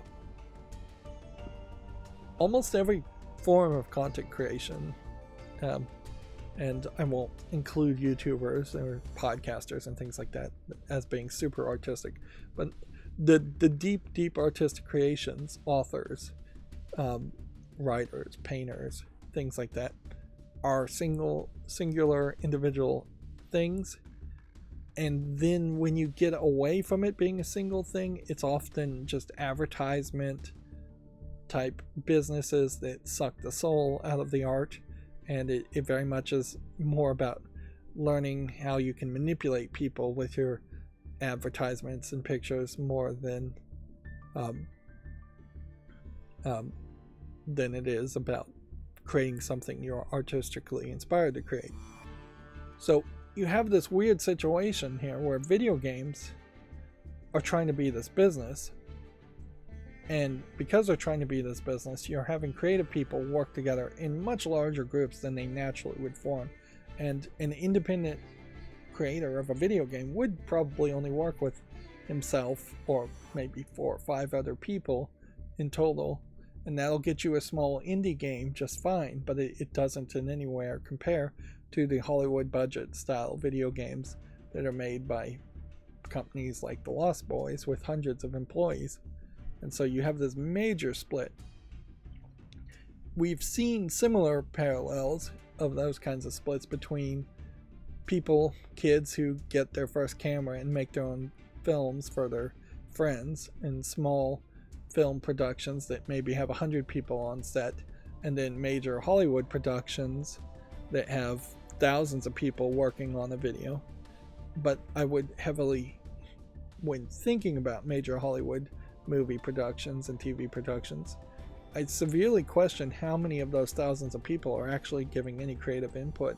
It's usually the director that takes all the credit, whether they deserve it or not, and then maybe 4 or 5 writers, and then you give a little bit of credit to the actors, which gets you up to maybe 10 people on a set of 1,000 employees that are thought of as actually being creative in their enterprise, and everybody else is just following instructions. And in video games, we're also seeing that, where it's the producer, the director, the main writer that gets all the credit for the actual creation of video games, and then there's just hundreds of testers and programmers that are thought of as being just little drones that aren't doing anything creative, even though they probably are doing something creative. So there is a devaluing of the individual as you get into these big Hollywood budget movie productions or big Hollywood budget video game productions. And it inherently has led, both in Hollywood movies and in video games, to games becoming worse, movies becoming worse, because they spend so much money on them, then they have to make them more appealing to the general populace, and so there is no actual message behind the creations. And yeah, in video games case, you have to make it make more money, so you put in DLC and in-app purchases and make the games worse that way. Also, thank goodness Hollywood hasn't figured out a way to make DLC or in-app purchases happen, although concession stands are probably close to in-app purchases. There's still a general assumption, as I wrap up here, that most of this talent that gets laid off will have enough of a skill set to either go to work for a different video game company or work as a programmer in general in other industries that are not as volatile as video games are. but it would certainly be nicer if all art was just funded by general universal basic income for everybody, so you could just make your own special project as a hobby, or if there were major tax incentives, or you could make a video game and then put it in the public domain to get a major tax write-off or something like that. But yeah, I won't go into a big rant about that. But yeah, eventually I feel like we will hit a point where if everything if there was a UBI instituted, we would start to see a lot more indie games just flooding out the AAA games. And every now and then you might get a AAA game, or you might just get a game that is very well polished and still is an indie game made by 4 or 5 people. But you would start to see considerably fewer games from the likes of EA and the likes of Ubisoft, games that are terrible and just designed to squeeze money out of the player, and probably see fewer low effort garbage games on other platforms like mobile, also, as you see more passionate game creators creating better quality games and releasing them without really having to consider how much they spent to develop a game or how much they have to earn to make up for spending that time making a game. GameStop, speaking of squeezing money out of people, is closing its NFT marketplace after 18 months. The closure is due to the continuing regulatory uncertainty of crypto. I didn't even know it was still open. But yeah, that is one thing about CES, is that nobody was really talking about crypto. Nobody was talking about self-automated cars. All those things really haven't worked out. Everybody's talking about AI, and in a couple of years everybody will be talking about something else as a gimmick word. If anything, if this is your first time around one of these cycles, this is a great time to recognize that when everybody's talking about AI, you probably shouldn't invest in it, unless you really understand the technology and really understand what people are saying they're going to do with the technology, which most of the time when they are talking about AI, they don't give any details at all. NFT doesn't really make any sense at all. Inherently, crypto in general doesn't make a lot of sense, because you're making something public that really would have just been under the table cash payments in most other cases. So yeah, I could see doing crypto if you need to make under the table cash payments across different country lines all around the world. But for your average person, a no record keeping, I'm going to pay you cash and you're going to give me drugs type deal or something like that is way better than having a blockchain crypto that moves the money around and hides perhaps the transaction somewhat, but still makes a record of the transaction. As for the non-fungible tokens concept of trying to make something valuable that inherently doesn't really have any value in people's minds, well, obviously that was going to fail, and most people had the good sense to realize that was the case. It might be a longer element of highlighting where GameStop might be moving in the right direction by just moving away from silliness like NFTs, but it might also just be a case where GameStop is just making random decisions. That was one thing I did see from CES that was interesting, is that there was a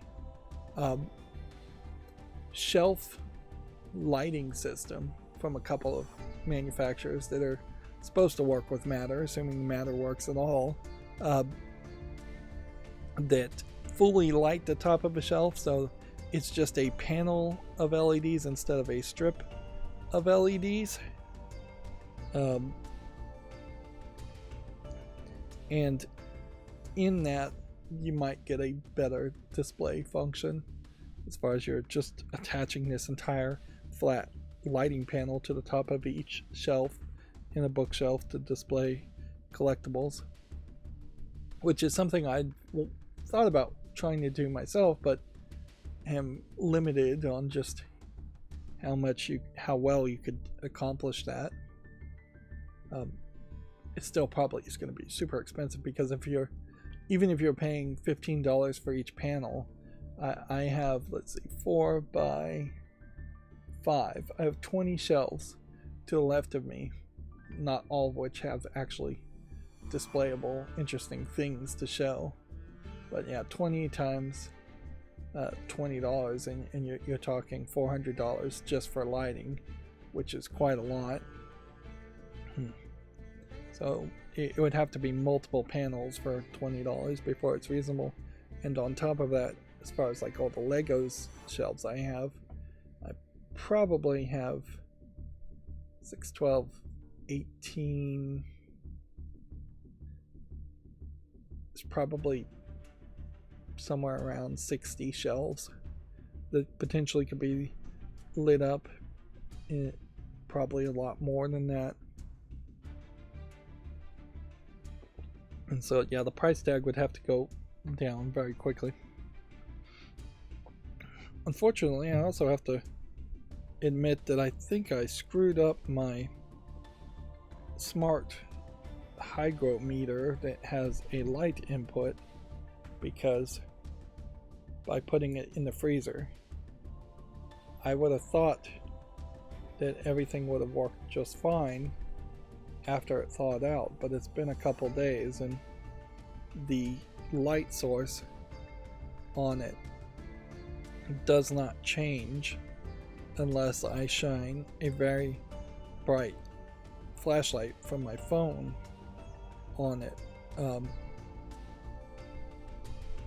The lux meter seems to have lost some triggering function in it, where it would only trigger when I have a like really high bright light source on it, and it doesn't seem to trigger at all when it gets really dark.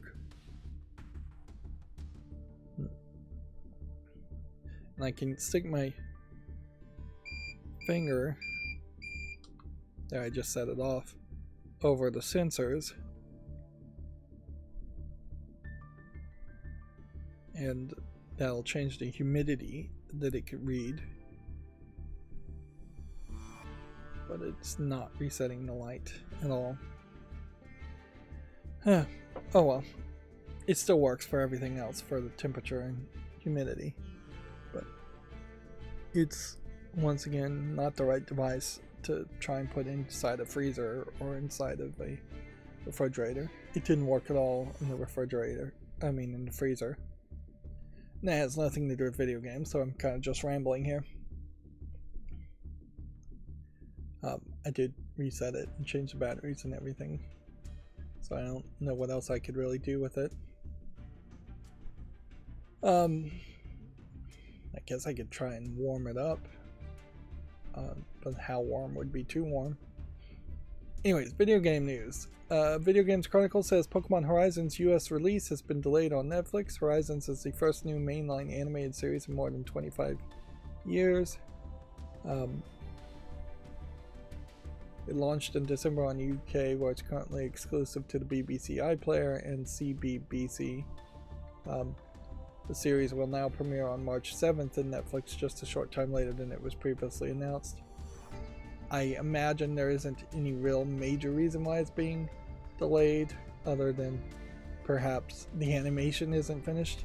It's fairly typical, and I could definitely see it for the Pokemon series, which is a series that's being done, I imagine, on the cheap and rushed out for broadcast. I wouldn't be surprised if the broadcast version of the anime has a lot of in-between frames or temporary frames, and then when they stream it, when they send the version to the BBC, there might be some more improvement, but there still might be some work to done, and I wouldn't be surprised if Netflix wants what they're going to call the final product. Now, inherently, there are definitely some animes that are absolute garbage when they broadcast on TV in Japan, and then they sell the Blu-rays and the DVDs with the final product, if there's enough demand to even make Blu-rays and DVDs. And for the most part, almost every anime series will have Blu-rays and DVD sales. And then that's not even to really touch upon the fact that you'll have late night anime, which is adult content that's heavily censored, way more than it probably needs to be for a broadcast, in a hope that people will buy the Blu-rays and then it will be less censored. Although it won't be 100% uncensored, because there is censorship laws in Japan, so the truly uncensored version of an adult anime may not come out for months, if it ever comes out, until it's released in the West, in the United States region, in a completely uncensored format, if it ever happens. But yeah, the quality of animation has gone down slightly as the years have gone by, just progressively more and more, as more and more anime has been made, and the amount of outsourcing for animation has increased in Japan to match the increased desire and demand for anime. The more they ship animation to places like Korea and Taiwan, the more there are animators who just don't know the style or don't have that amount of skill. And there might be a level there too where Japanese animators are just not willing to be abused as much as they were in previous years, as far as being overworked and underpaid. It's ridiculous. You're getting somewhere around 3 cents a page, I think is what I last heard, for making an in-between frame if you're hand animating. A lot of animation is slowly moving towards digital animation, which might improve some things, but it also requires the people who were good at animating to actually now learn a whole new skill set in using digital software and animation.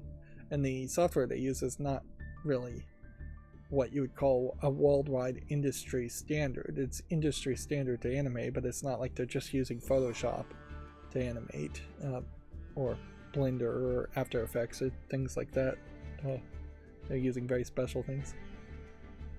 And undoubtedly that has led to, in part, the evolution of tastes and the evolution of styles, where you just have a brighter, more rounder character in Pokemon Horizons compared to flatter, duller characters that are more simplistic. Take a look here at like this Pokemon. It's just got some lips, a mouth, 2 eyes, a leaf with a single line on it. That's very, very little detail compared to, say, the trees, which are probably more stock image, where you can see bark and you can see lots of leaves there, and way, way less detail compared to the main protagonist. And even the main protagonist here is not being drawn with a lot of detail, but you can see you've got blue on the bottom of the shoe, the little bit of a heel that's a darker blue, a tongue, you've got socks with a blue band on it, which you certainly could have eliminated that and it would have just been white socks and saved some detail. You've got a coat with a pleat here, you've got a pocket and a button, you've got sleeves with an undershirt, or sleeves that are rolled up. You've got shorts that seem like they're pulled up fairly high here, and then you've got this like carrying bag. Then you've got the hair with a hair clip, and not a ton of detail in the hair, but enough. Eyes and eyebrows and pupils and reflection in the pupils, and a bit of a nose that's really just a dot and a line for a mouth, and ears with no details, all the fingers being depicted. But yeah, that is considerably more detail than this Pokemon. And this is a newer Pokemon in comparison. You can see how it is much more detailed, where you have a mouth with a tongue and a palate, roof of a mouth, some teeth showing, a nose, eyes, pupil, reflection.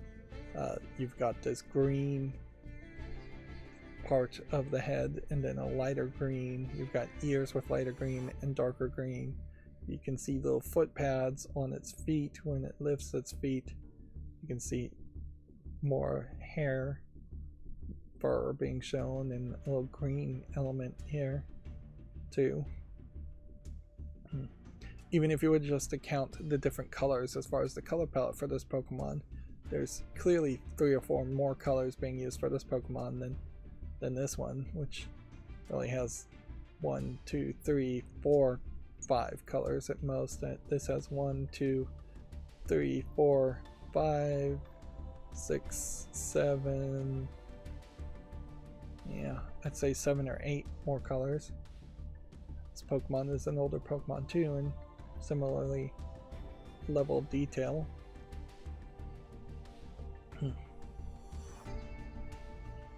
But yeah, it's good to see the standards go up as far as the quality of animation.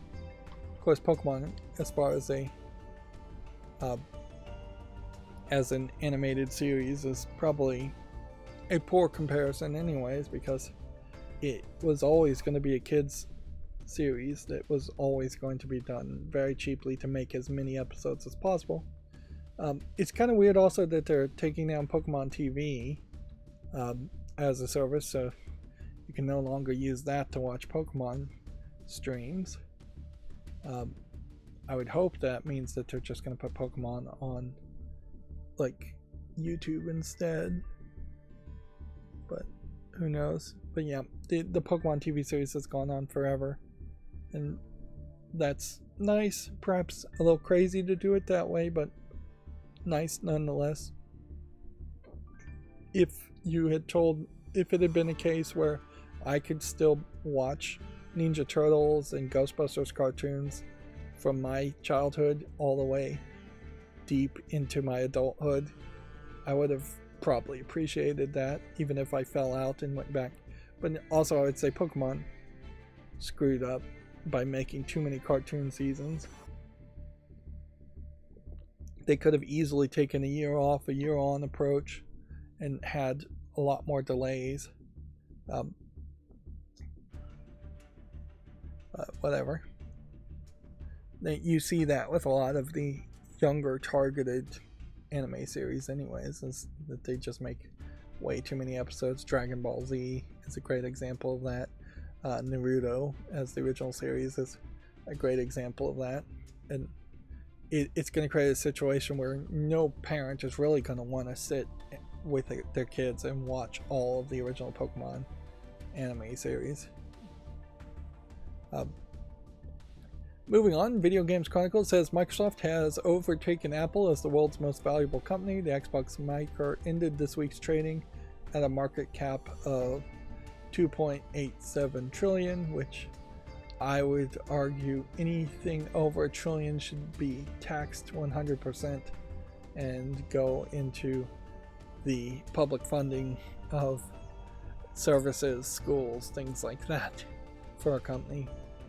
But I am definitely a proponent of the idea of a maximum as far as wealth, where Microsoft would either have to pay taxes over $1 trillion, pay all that money, 100% tax on that money, or Microsoft would have to split itself into 2 or 3 other companies to be just under $1 trillion, which would also be very reasonable. Yeah. These 4 panels, squares here, could easily symbolize what Microsoft should be forced to do, which is antitrust, split it up. And you could do it pretty easily too. You could have a Microsoft servers in the Azure side.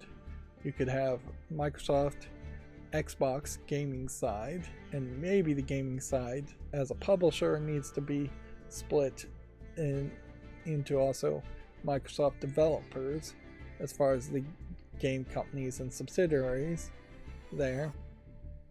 And then there should be probably what would be a smaller miscellaneous box of Microsoft software as your fourth split. And this would be people that are making Windows and Office and software like that. But yeah, the company that runs the servers versus the software makers would be separate there.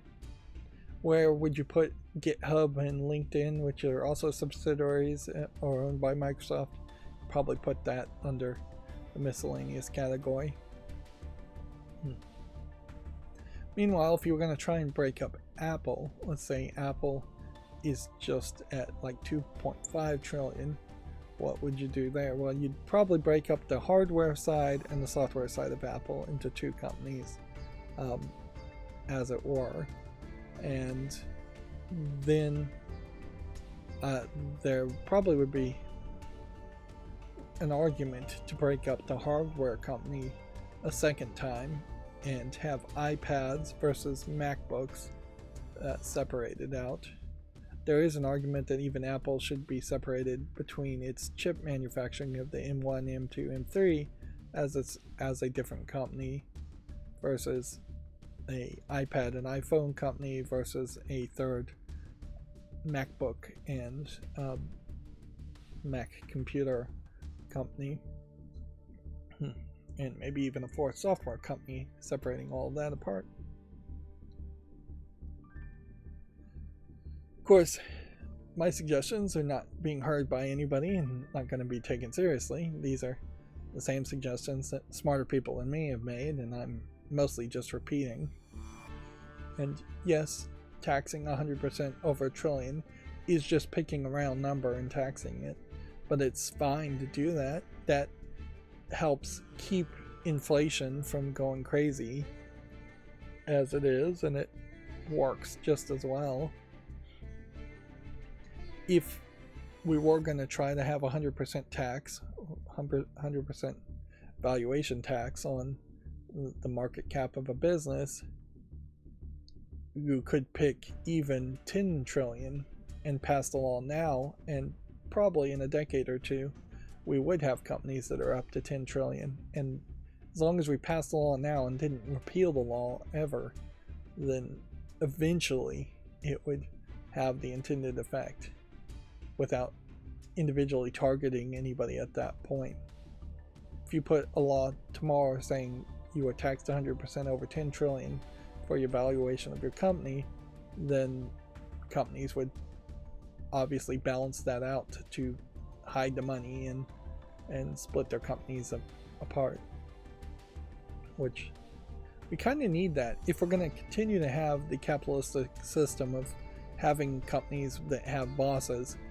That we increasingly are going to need smaller companies that have more bosses because of that, and fewer employees.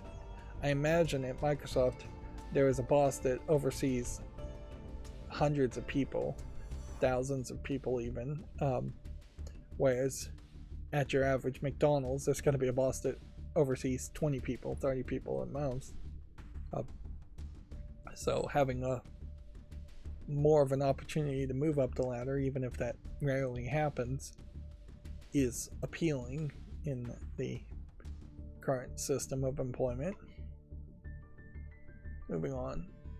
Larry Herb, formerly known as Xbox Major Nelson, has apparently updated his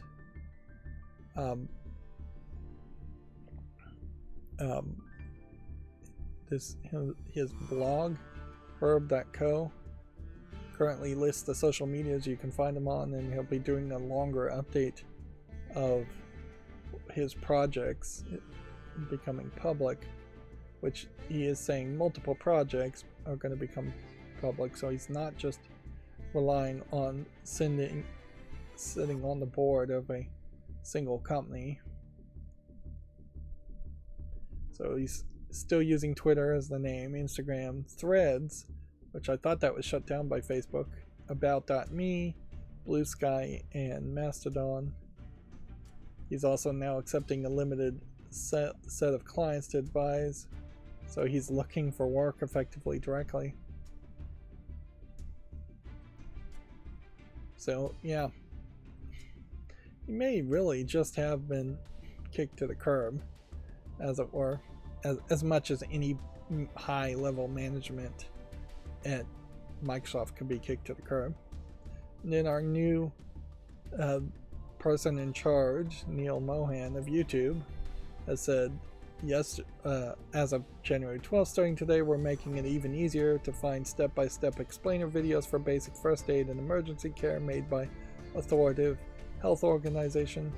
More on our new first aid info shelves on YouTube.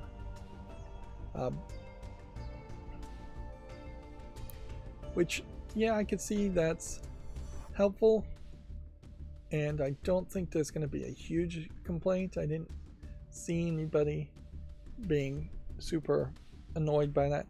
Although there is something always weird around these information pages, these blog posts from YouTube, in that they almost always link to somebody's YouTube video, which makes that one YouTube video the winner of the lottery. That's obviously going to have more views and be chosen as a winner over what would be a more fair competition. Although in this case, fair competition between making videos as far as how to do CPR is somewhat questionable. There probably should be an authority that steps in and says, this is the CPR video we should show you. But yeah, I guess the question is, would there be new voices or new ideas worth hearing as far as new techniques on CPR? CPR really hasn't evolved much, as it is a process designed for laymen to do and know how to do. And the major evolution on CPR is the no more need to do mouth to mouth. Not that it might help if you did mouth to mouth, it's just easier and more likely that your average random person will do CPR if you tell them just to do chest compressions and consistently do chest compressions. There was a time there where the recommendation, I believe, was to do like 50 chest compressions and then take a breath and do 50 more, or something like that. But that is not the recommendation anymore. It is, to my understanding, you're supposed to just, at the correct pattern of that song Staying Alive, to do chest compressions nonstop and just keep on doing it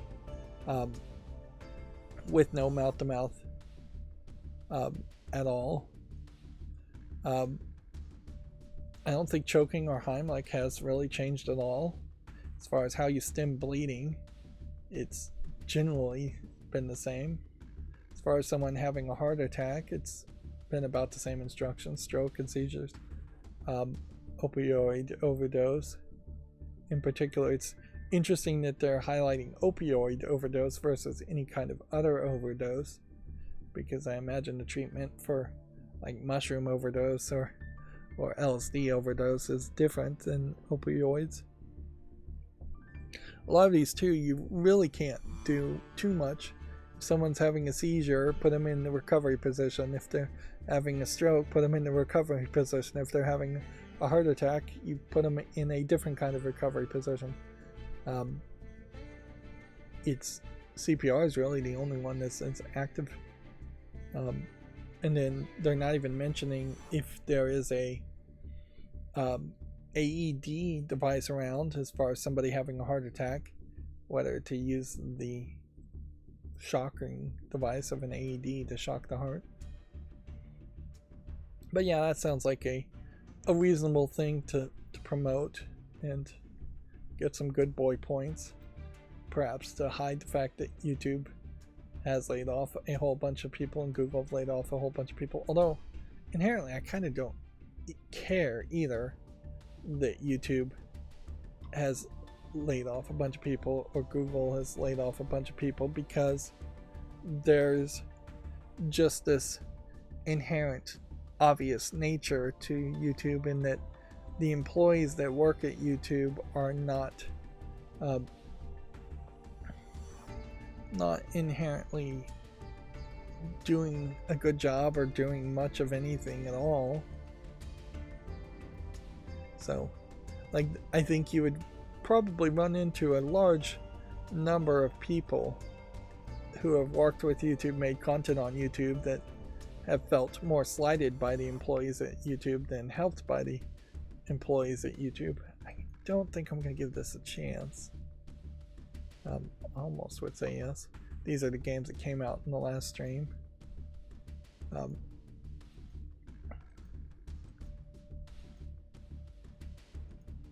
give this a chance.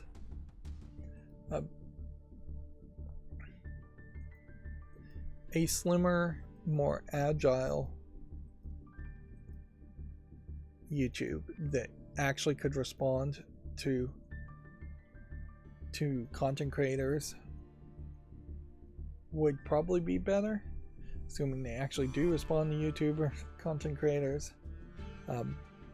Less crazy people at Google in general. Yes, less extreme SJWs at YouTube in general. Definitely would be better. Although, in fairness, I will say, in the recent month or two, we really haven't had any major stories of crazy SJWs getting that much influence. I imagine there is a major focus around the upcoming election. This is an interesting Chinese game where it's pulling hairs and waxing, which is not in English, it's Japanese only. So I guess if you had a fetish of plucking hairs, there might be something to this. It's an interesting example of what might be a fetish for a very small number of people, whether it's a sexual fetish or just a general fetish, and where a simple small indie game can potentially do something different that you wouldn't really expect as far as pulling hairs. I've seen a few games where you pull glass out of arms. Trauma Center, you do that, but I've never seen anything where it's pulling hair or plucking hair or cutting hair. Even you'd think there'd be a video game around being a barber and cutting hair, like a VR game for training might make a lot of sense.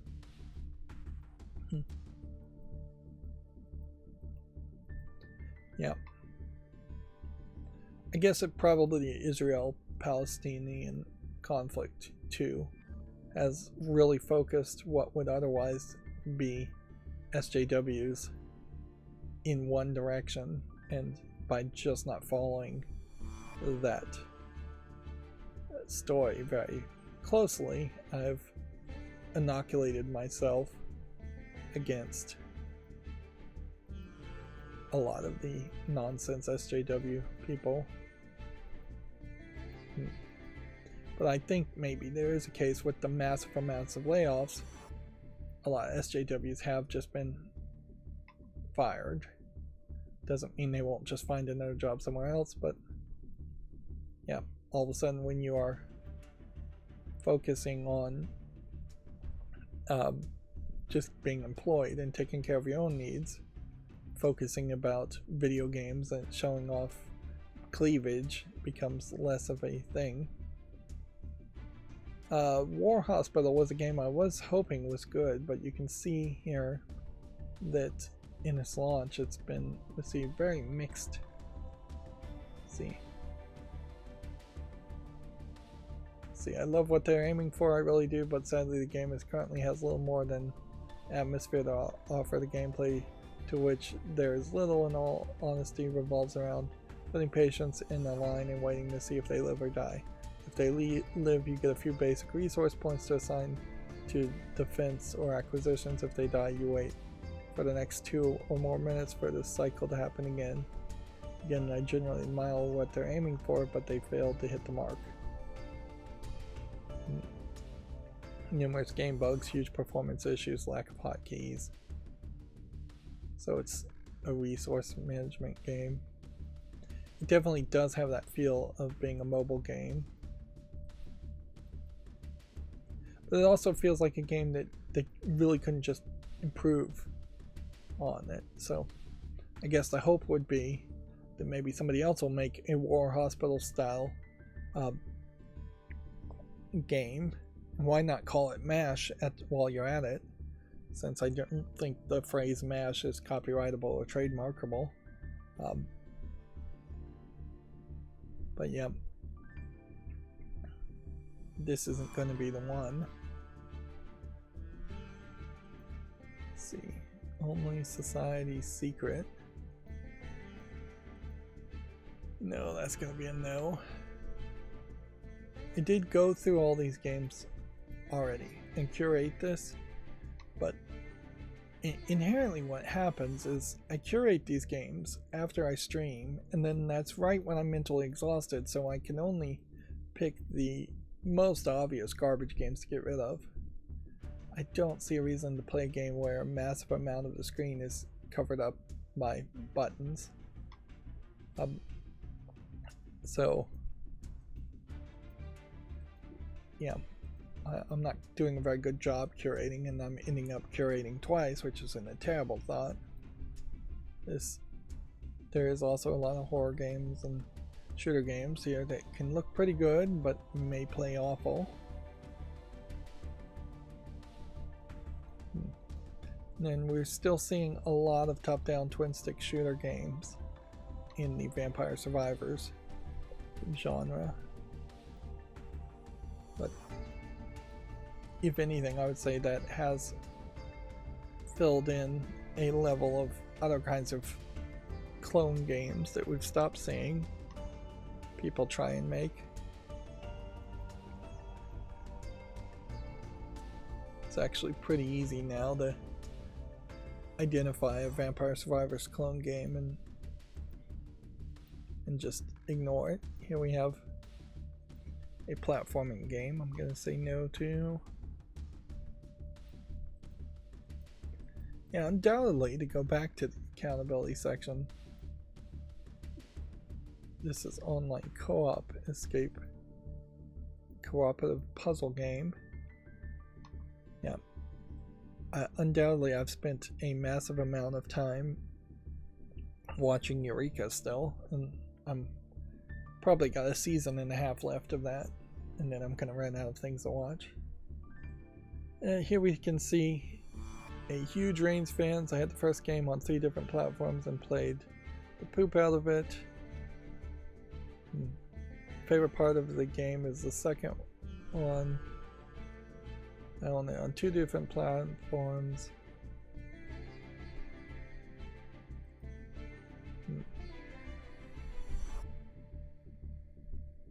Next was the Game of Thrones collab. And the developer cut the fun part of the game. Actually, they cut all the fun parts out of Reign series in their Game of the Year collab. As a result, it was bland and soulless. And now at this point, when I saw the game this morning, new Reigns, played for 20 minutes, realized they doubled down on boring aspects of the series. The day is ruined. Man, the game always continues the story from where your previous character died, with you resuming play as your family member to the previous ruler. That makes the deaths kind of meaningless. There's also some confusion about what is a bug and what is a feature. For example, I joined the Yellow Turban Rebellion, but would also get a bunch of events that implied I was fighting against them for the Empire. It's pretty confusing. Yeah, I would say that's fairly expected. In my opinion, there was really not enough innovation around the Reign series, even with Reigns 2 Her Majesty, and I really didn't enjoy that game. And I own the Game of Thrones game and haven't even played it, And I definitely don't feel like I'm going to be heavily motivated to play Reign's Three Kingdoms. I think you're even going to have some confusion, as this is technically the third game in the non-spin-off games, having the number 3 in Three Kingdoms like that. But yeah, they haven't really innovated or thought of anything new, and the swiping mechanic probably needs to be kept, but then everything else could be eliminated, or the reigning over an area needs to be kept and then the swiping mechanic needs to be eliminated. We're really not even using apps where you just swipe left and right as your only element, so that idea really shouldn't be kept. We have a game, it's a parkour game called Lasers, with some asset flipped good looking 3D models of ladies. It seems to be almost exclusively ladies, but you can see it's mixed. They're comparing it to Ben and Ed, which is also a game.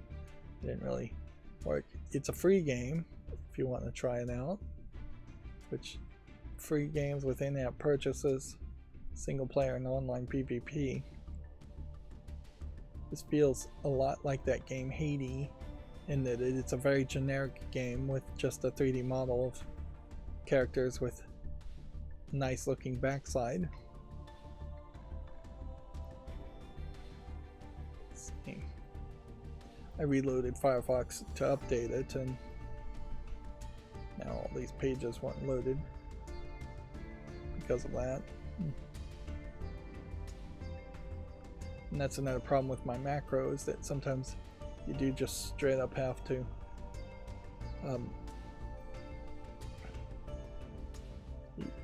straight up reset the browser to get it to work correctly. This looks interesting enough. Call the Sentinels after all the things load in. This is an interesting concept. I don't know if there really is a game here where it's a orienting game where you're trying to figure out, I guess, where you are and where you're supposed to go. I suppose this is a 3D twist on something like GeoGuessr with random environments, which, yeah, there's a thought there. Generally in games you have mini maps and compasses, so you don't have to orient yourself, which would, in my opinion, imply that most gamers probably don't want to have to orient themselves manually. And then here we have a prologue game, Girls of Tower, which, yeah, definitely feels like it's using some 2D art with a lot of cleavage characters. Here we have Fish First, Ultimate Fishing. You can see here that there's like only one model and the animation is pretty terrible, so that's going to be no. Here we have a shooter with a nearly nude looking monster creature. Shoot him up. I kind of like the art style though, so I'm going to put it on the follow list, but maybe I'll choose not to make a YouTube short on it.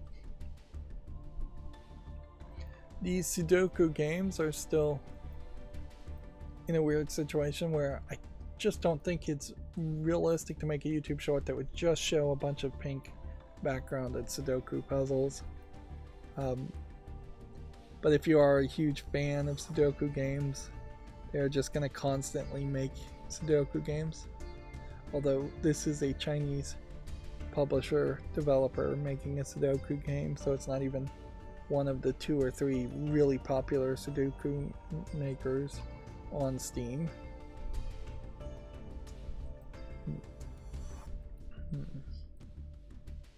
Could I possibly say yes to this with this animation style? I think that probably not. It is definitely in that mushy middle as far as 3D, low polygon 3D, where this feels like the original Alone in the Dark style early PlayStation 1, PlayStation 2 3D that is not anything I think I could be ever nostalgic about. A, because I didn't really play PlayStation 1 and PlayStation 2 games, but B, because a brand new game just should be higher quality than that. I wouldn't be surprised, I'm going to say no to this too, that we might eventually run into some kind of AI generated game engine that will take even the cheapest low polygon models you have and automatically polish it up to make it look like at least modern 3D polygon games. Seems really reasonable that could happen.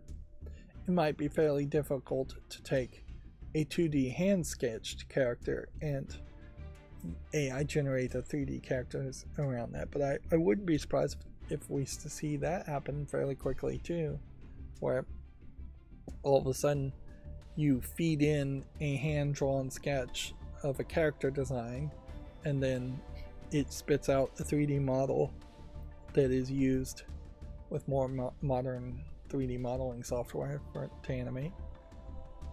I think I'm in love with the Demon Prince. Feels like it's a game that's all over the place. Visual novel, tower defense. Should I give this a chance though? No, I'm gonna say no. It's a nice name, but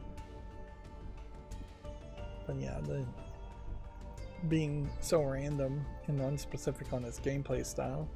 Yeah, we have a Vampire Survivors clone, so that's gonna be a no. Here we have what looks like a hidden object game, or just a weird looking game in general. Can't say no to that. Let's see, we'll give this game a chance. And yeah, we're almost done. 2 more games from the last stream. We are definitely back to the point where it is taking more time. Should I give this a chance? Alright, I'll be generous. Yeah, it definitely feels like it's taking more time. This feels like a Clash of Heroes clone. Mind Magic Clash of Heroes. But there's only 10 levels here for free. I assume that this might be that because there's a full game here coming. Yeah. February 2nd. That's already on my follow list. This is just a direct ripoff of Clash of Heroes, which is great because they have not done anything with Clash of Heroes other than remaster it and minimally resell it, minimally remaster it. Of course, there is also a story in Might and Magic Clash of Heroes, which may be that somewhat helpful to have. Yep. And I still really am in a situation where I don't really appreciate the covering of the games before the news. I think the news is probably more important than covering games that came out, but maybe not. I'm conflicted there. I'm not sure which people care about and which thing people don't care about. As far as the SteamDB charts, let's see if there's anything new to say around this. I mean, we really are in a weird situation where maybe Valheim in spot 31 has jumped up a little bit, and that's going to be about it. But yeah, particularly since there's just not been any new announcement of any new release of any game, it really couldn't change that much as far as what the new game, a new game reaching the chart, if you're just looking for a pure new game. Now, if my charts are anywhere accurate, it seems like more people have returned to Baldur's Gate 3, and the downward trend is continuing with Apex Legends and the Rocket Blade Point. Lethal Company is still going up a little bit. Rust is still high. Monster Hunter World is still high. But if my chart is to be accurate, it does seem like it's just bouncing back and forth between some major well-known games. Let's see. Video Games Chronicles news articles says that the UK retailer Game is reportedly ending software trade-ins. Customers have just 1 month left to use the long-running service, it's claimed.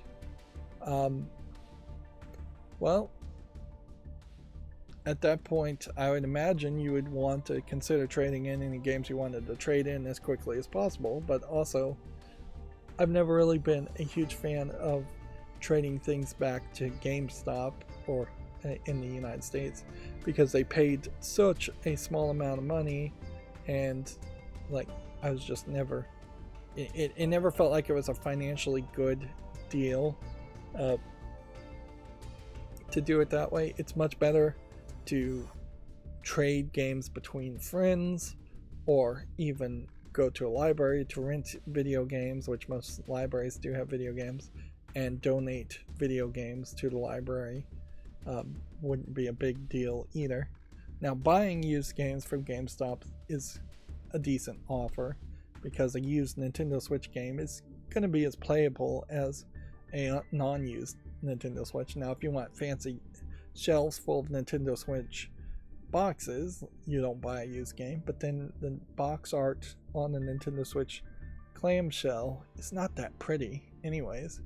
And yeah, even for things like collector's editions, the games themselves are not really highlighted and shown in a nice way. That's a big thing about like DVDs too, for the collectors, is that if you were getting a collector's edition of DVDs, the DVD cases were fairly thick back in the day, and they could have art on the spines of the DVD cases that made them look very pretty and unique, and created extra art to look at while it's on your shelf. Once DVDs and Blu-rays started to go with the clamshells, which I have a few of those, you very quickly saw that it was not very artistic on the spines of the clamshell discs, and it was just a slightly branded font style of text. Like I have Revolutionary Girl Utina, which I haven't opened any of that at all, and so it's still in the plastic from like a decade or two ago. And the spine art for Revolutionary Girl Utina, which is a very, very good anime from what I've heard. I think it was the thing that the creator of Sailor Moon went on to make, or one of the creators of Sailor Moon went on to make after Sailor Moon. All of it is just white spine with black text on it. It is completely uninteresting and boring to look at, and at the very least, on the case of DVDs, when you would collect them, you'd also come with a box in a box set, so if you wanted to show off the art on the spine of the box, you could turn the box around, and then you couldn't pull the discs out as easily off your shelf, but you're probably going to lift the whole box of a box set out anyways. Plus, box sets would have at least 6 discs in them on average anyways, so there's more room for art compared to any individual video game where there's only one DVD case or one clamshell case per game. And I guess there probably is some room there that you could make box arts boxes and sell them for Nintendo cases and video game cases, but they never did, and it would definitely be copyright infringement if I personally tried to do it. I could make a box that would hold video games and have generic video game symbols on it, but as soon as I put like a Triforce on it or something, Nintendo would complain. So it wouldn't be that interesting or pretty. Most people don't even have shelves, or they have one shelf that is sparsely decorated. They don't have entire shelves of video games. Nintendo Switch in particular has heavily encouraged the cartridges just to be put in holders and take up even less space. I wouldn't be surprised if we get a point where you can just fully install games for the next Nintendo console, and then the discs themselves are not even necessary. We would definitely see that if GameStop went out of business, because in the United States there would be no major company that would take trade-ins at that point, so people installing it and then not having to have the disc in the drive wouldn't be that big of a deal. Anyways, moving on. Let's see. Apparently Rocksteady was reportedly making an original multiplayer game before Suicide Squad. Despite reports to the contrary, it's claimed the studio was never working on a Superman game. Which, I mean, these are very much unactionable rumors. Like, what does it tell you? That maybe Suicide Squad was originally a multiplayer game? So what? Like, I don't think adding Suicide Squad to an original game is going to hurt a game. What's going to hurt the game is boring gameplay, and we'll have to wait and see whether Suicide Squad is good gameplay or boring gameplay. It very well may be mediocre gameplay that just it doesn't really push you hard enough to want to play it as often as you really would need to play it. Let's see, Warzone's new covert exfil feature has been delayed following fan backlash. Rather than being added to Battle Royale this week, it will launch later with a dedicated mode. What is covert exfil? I mean, you're extracting somebody covertly.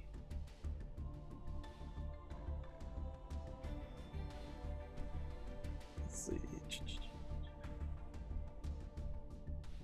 Yeah, there's no explanation as far as what covert exfil is. The new win condition, which would let Warzone players call in a helicopter for a chance to exit Battle Royale matches early, received a significant amount of feedback following the announcement last week. So it's an in-game way in which people could rage quit and leave the match and leave all the other players on that Battle Royale high and dry. I mean, if it's a Battle Royale, it may not be that big of a deal, but it definitely doesn't feel like that's fair at all. It definitely feels like in American football when they run outside of the bounds to keep the ground that they've made in yardage, and so they just intentionally just fall outside the bounds. Doesn't feel like good sportsmanship at first thought. And I could see a case where you would potentially have a battle royale where there's 20 players and then 19 of them are bots, and they all immediately call in for covert exfils so that the one player wins immediately. It definitely is trying to address the rage quit problem, but I think it has been traditionally the case that if somebody leaves a game early, they should be punished. They shouldn't be given extra rewards, or at very much you would leave it neutral if someone left the game early. You wouldn't give them extra opportunity and encouragement to leave a game early. There's really no other games where you're encouraged to leave a game early. Sure, between chess you might just surrender, but that's on a 1-on-1 case. So yeah, my initial knee-jerk reaction just hearing about it certainly is not positive. We already talked about this. Sephiroth takes center stage in a new Final Fantasy VII Rebirth trailer, if you want to check that out at Video Games Chronicle. Assuming, yeah, they have this YouTube video. GTA 5's Michael actor attacks AI company for using his voice in a chatbot of his character. There's absolutely nothing cool about ripping people off, says Ned Luke. Which, okay, increasingly this is going to be a case. I also have heard that the members of SAG-AFTRA are not happy about the announcement of that deal with one company to work with an AI voice actor generator. And I think a major part of that is certainly that the committee that came to this agreement did not have the right communication skills and did not put out the message to members of SAG-AFTRA before it was announced at CES. And so it being announced at CES and this being the first that the SAG-AFTRA video game voice actors had heard about it, they were rightfully upset because it felt very much like the union was not supporting their members and was instead going AWOL effectively and doing something completely wrong. And maybe they were, maybe they weren't. We'll have to wait and see how they really feel about it. But yeah, the messaging there was very bad, and there should have been more of negotiations and more public negotiations of that happening. We already talked about Lost Boys Interactive losing a sizable portion of its staff. Eddie Gordo will be the first DLC character in Tekken 8, according to Video Games Chronicle. We talked about this. Rocksteady says Suicide Squad is easily the biggest game in terms of story. It's still full of the DNA that infuses the Batman Arkham series. It's very easy to forget that Rocksteady made the Batman Arkham series, but Suicide Squad feels nothing like it, and I question if you really should even be leaning on the Arkham series when the Arkham Asylum one game is probably the best and most remembered one of the series, and then 2 and 3 get a little bit worse each time. We talked about Pokemon being delayed. We had already kind of talked about this, where the Final Fantasy 17 producer is suggesting that younger creators could lead Final Fantasy 17. It'd be good to look forward to the future and bring in a younger generation. Although younger generation to him may not be that much younger, because he's probably in his 60s or 70s, despite the ridiculous outfit he's wearing on stage here. Even this, it feels like somebody else shoved him in a costume and told him to go out on stage that way. In a lot of ways, I think this is a Japanese way in which Naki Yoshida is quiet quitting from Square Enix and trying to take a step back. Is that because Final Fantasy 16 did not succeed well, and this might be, and he's been a controversial figure that's talked too much in general, but also said the wrong things on several occasions. So now this is very possibly a Japanese way of taking your toys and going home and just retiring and saying, well, now it's going to be the younger generation that makes the next Final Fantasy game, so it's not going to be my fault and I don't have to worry about it. Saying these things so publicly almost certainly guarantees that some new person will be announced as the figurehead of the next person in charge of making the next Final Fantasy game. Let's see. A future Battlefield game is aiming for the most realistic destruction effects in the industry. I was watching a little bit of gameplay of, I think it was Lethal Company, and the environmental destruction in Lethal Company, or in that game that I was looking at, again, I think it was Lethal Company, is just really, really high. And that must really piss off somebody at Microsoft for what they were trying to do on their servers with Crackdown 3.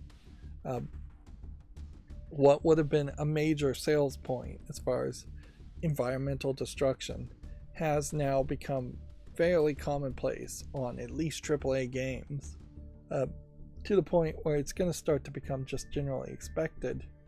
Meanwhile, the hope that that would have led to more server-based games, or just more games coming out of Microsoft in particular, failed flat just because they were too early for it and because they just didn't get the technology down. I still would say though that destruction effects being touted are probably something you wouldn't really want to focus on. It's not a big issue to point out. Like, you could make a game with basically very minimal destruction effects or no destruction effects at all, or you can make one where the walls are crumbling like crazy, and if the rest of the game is good, the rest of the game will be good and people won't really care.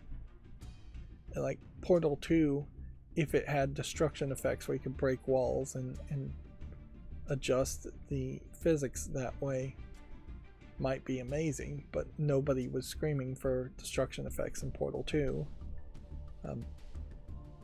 And that probably would have hurt the puzzling quite a bit.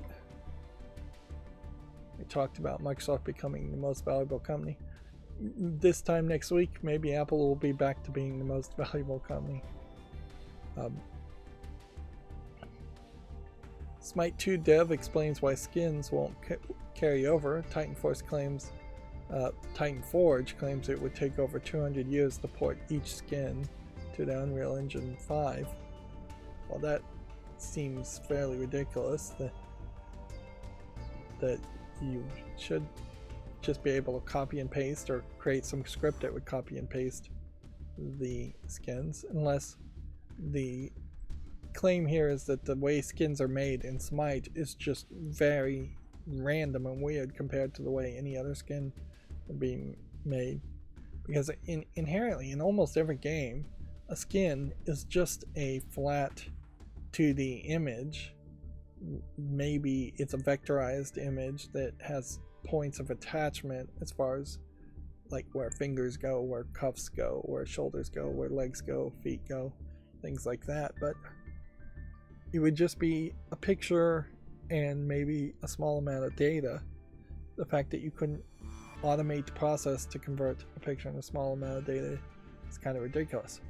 Almost certainly this is a lie, because they want Smite 2 to be a new game in which they can resell skins or similar skins all over again. And yeah, I imagine Smite fans that like the skins will not be happy about that. Will they play Smite 2?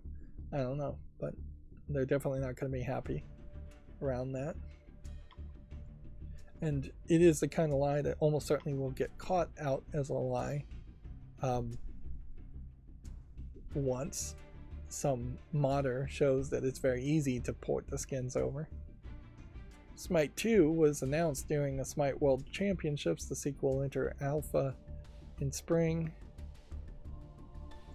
I really am not sure how many people are playing Smite. I can say I haven't seen Smite listed on Steam, but that may very well be a case that Smite is not available on Steam. Let's see. Nope, that didn't go to a Steam link. Fortnite playtime on consoles last month topped Call of Duty, EA Sports Football Club, GTA 5, and Roblox combined. Which, yeah, That definitely highlights that the vast majority of kids are just playing Fortnite. Which, okay, Fortnite's the new Call of Duty, I guess, where your large, different kind of audience of gamers are going to go and spend a lot of time on it. I'm sure Fortnite Lego helped somewhat like that in the new season.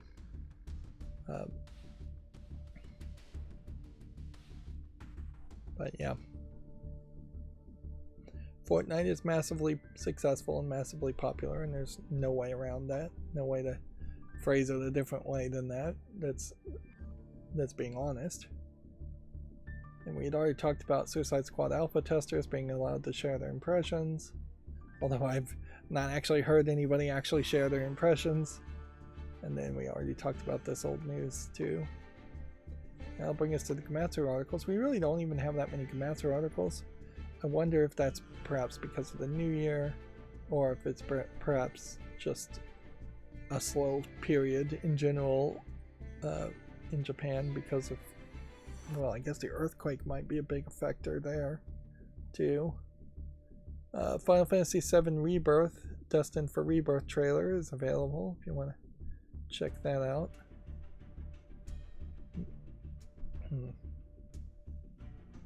The deeper they get into these Final Fantasy remakes, the more random the story seems to be, which I imagine that is the case of the original Final Fantasy VII game also, but definitely feels weird. Now, here you have Tifa attacking, and then you have Tifa attacking back here with a puppet Tifa. I think that's Tifa.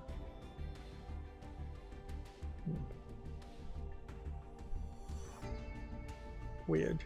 I guess that's one of her attacks, is to have a puppet Tifa. It still feels like in the Rebirth game that you are just gonna spend a massive amount of time RPG grinding, and that this is hardly going to be an abridged version of Final Fantasy VII that's half as long of gameplay time, or even a third as long, which is really what I would want as a foreigner, is to say, hey, can you just tell me the general story and give me the general experience without making me grind like crazy? And their answer probably is no, that you can't. Not from the Japanese perspective. Yep.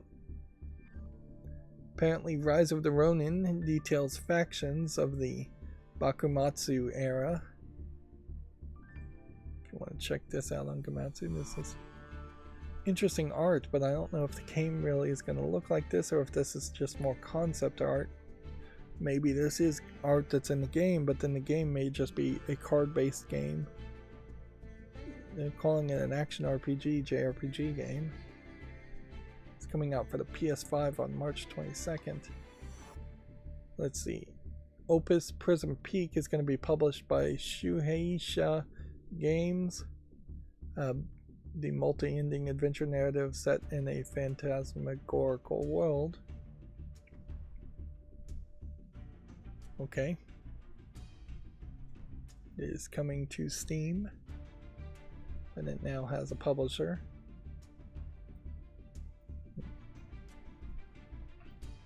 Still not 100% sure what the game really is, though.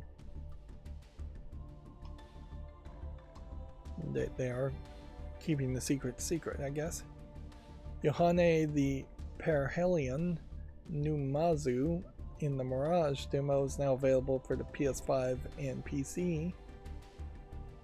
This also feels like a game that I may have missed. Interesting. It's kind of cute anime card battler game. I could see getting into that, particularly if it's not something that's got in-app purchases and it is just going to be a single storyline experience. Of course, my ambition to play anime games versus the actual games I end up playing is fairly diverse and different, and I really would like to get back to playing video games, but I really am just not going to do any of that until I finish the Smart On Air sign or abandon it, which I really need to finish it and get it sold. Yep.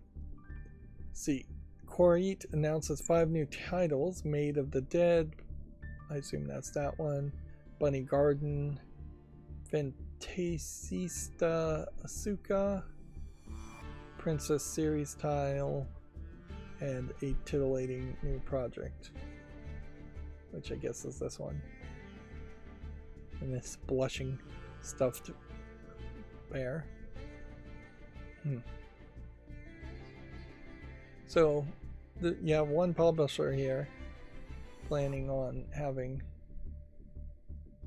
several anime games come out: an all-direction shoot 'em up versus a romance adventure game, a pure-hearted gentleman versus an another dimension soccer game versus a princess series, which they haven't announced what kind of genre it is. There was this game, I don't know if it was in the princess series or not, where you had these 2 princesses were trapped and you had to solve puzzles to escape it, but then there was a massive amount of adult content in it also. So as you're escaping the room, you're getting porn, which was an interesting combination to say the least, particularly since you had 2 characters and 2 princesses that had to jump between chapters or help each other to solve puzzles. And then a exciting new project of the titillating variety here. You have a squirrel that's blushing and a large nut, and it's all on the t-shirt of a large-breasted lady. So we can pretty much assume that that's a adult game. Let's see, as far as actual games that were released this week in Japan, you have Another Code Recollection, Prince of Persia: The Lost Crown, and more. I wouldn't be surprised if Another Code Recollection sells better than Prince of Persia does. There's also a game called Endless Dungeon and The Last of Us Part 2 remastered for the PS5, launching worldwide. The digital sales still feel very small compared to how we've seen these lists in the past. And let's see, this Pal World launching worldwide is one to keep an eye on.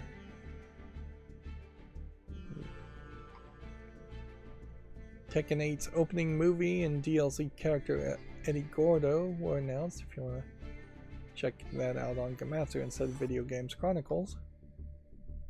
Love Live Nijigasaki High School Idol Club visual novel has been announced for Switch. This is a fairly large collection of characters for a visual novel.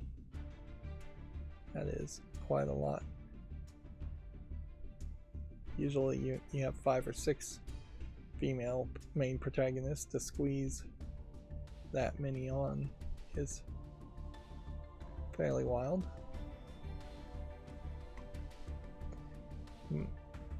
That inherently, to have that many characters in a visual novel implies that you're going to have to write a lot of story, or you're going to shortchange the players by having you interact with those characters very rarely and not have that much conversation with them, which that can be frustrating, certainly, to fans of any specific character. Moving on, Tekken 8 has Zafina gameplay trailer, which, yeah.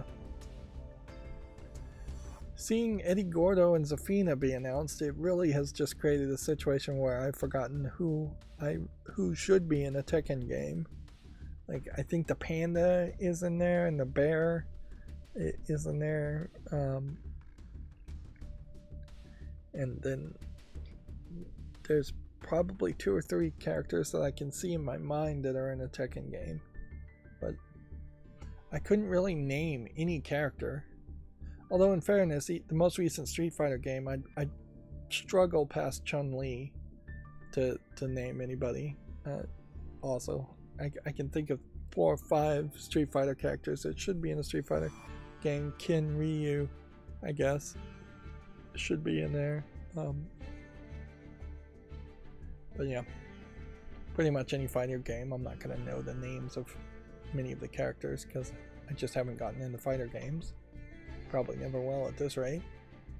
An 8-bit side-scrolling platformer called the Transylvania Adventure of Simon Quest has been announced for all consoles and PC.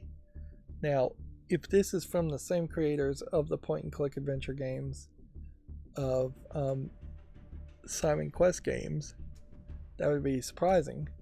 But I almost expect this to be a parody game that is taking or making a Castlevania game.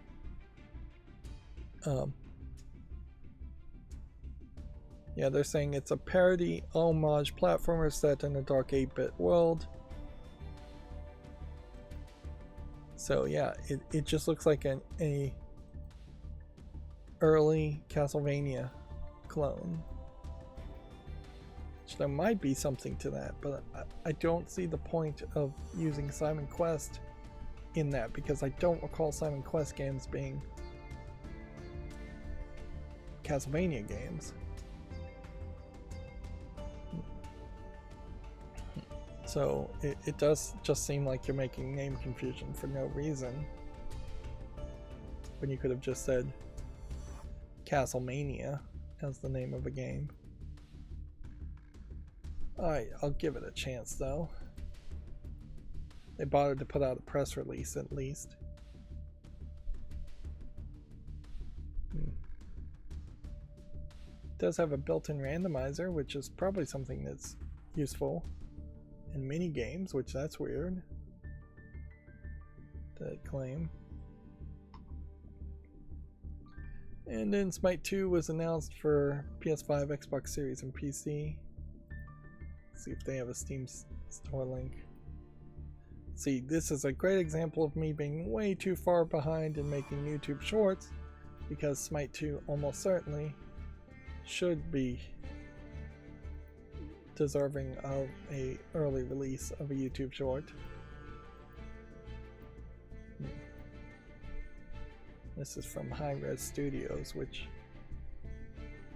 on top of making Smite, they also made Paladins, and that's pretty much it.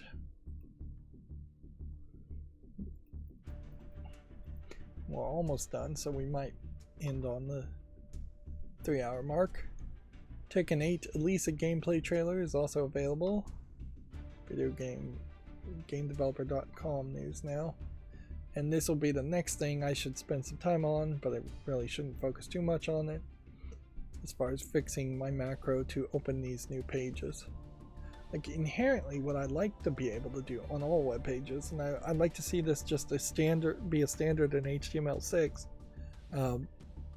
is that pages should have a text mode version where images are just not allowed, and then I could run a macro on a text mode version way easier than having to deal with the layouts of images, particularly in the case of the way GameDeveloper.com has changed their page. It is kind of crazy that you have this major large story of GameStop's crypto plans collapse as the retailer prepares to shut down the NFT market, but then their next big story is way smaller. It says Art of Rally developer Fun Skeletor has made some employees redundant, so there's yet another layoff story.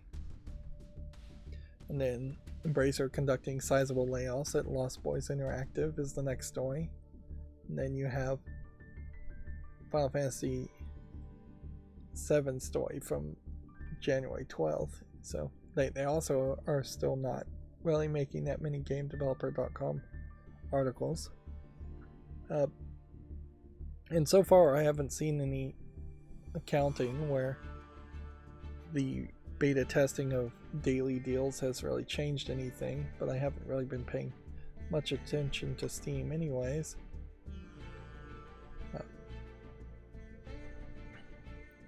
also been dropping the ball as far as any kind of fault list cleanup that would need to happen. Which, yeah, that's yet another thing to spend more time on it. I will say that the cold weather, even though it didn't cause a power outage, today is, or at least so far, is a major concern, or at least a moderate concern, and it is going to be like a moderate concern all the way into basically February. So there may just be entire periods where I can't stream, the power is out. Hopefully none of that happens, but it is definitely a possibility that I'll have power outages or other kinds of emergencies. Of course, any kind of emergency could come up at any point. For a final game developer story here, Art of Rally launched in 2020 and received numerous updates and parts. Do we have any real name or number? No, we don't, as far as how many redundancies will be made. I hate the phrase redundancies though, because it's just a way of hiding that you're laying off people. Anyways, well, that's going to be it for this stream. As always, I ask you to like, share, subscribe, comment, and watch every second of my videos. If you want to support me further, there's some links down below. Thank you for watching. Have a good evening.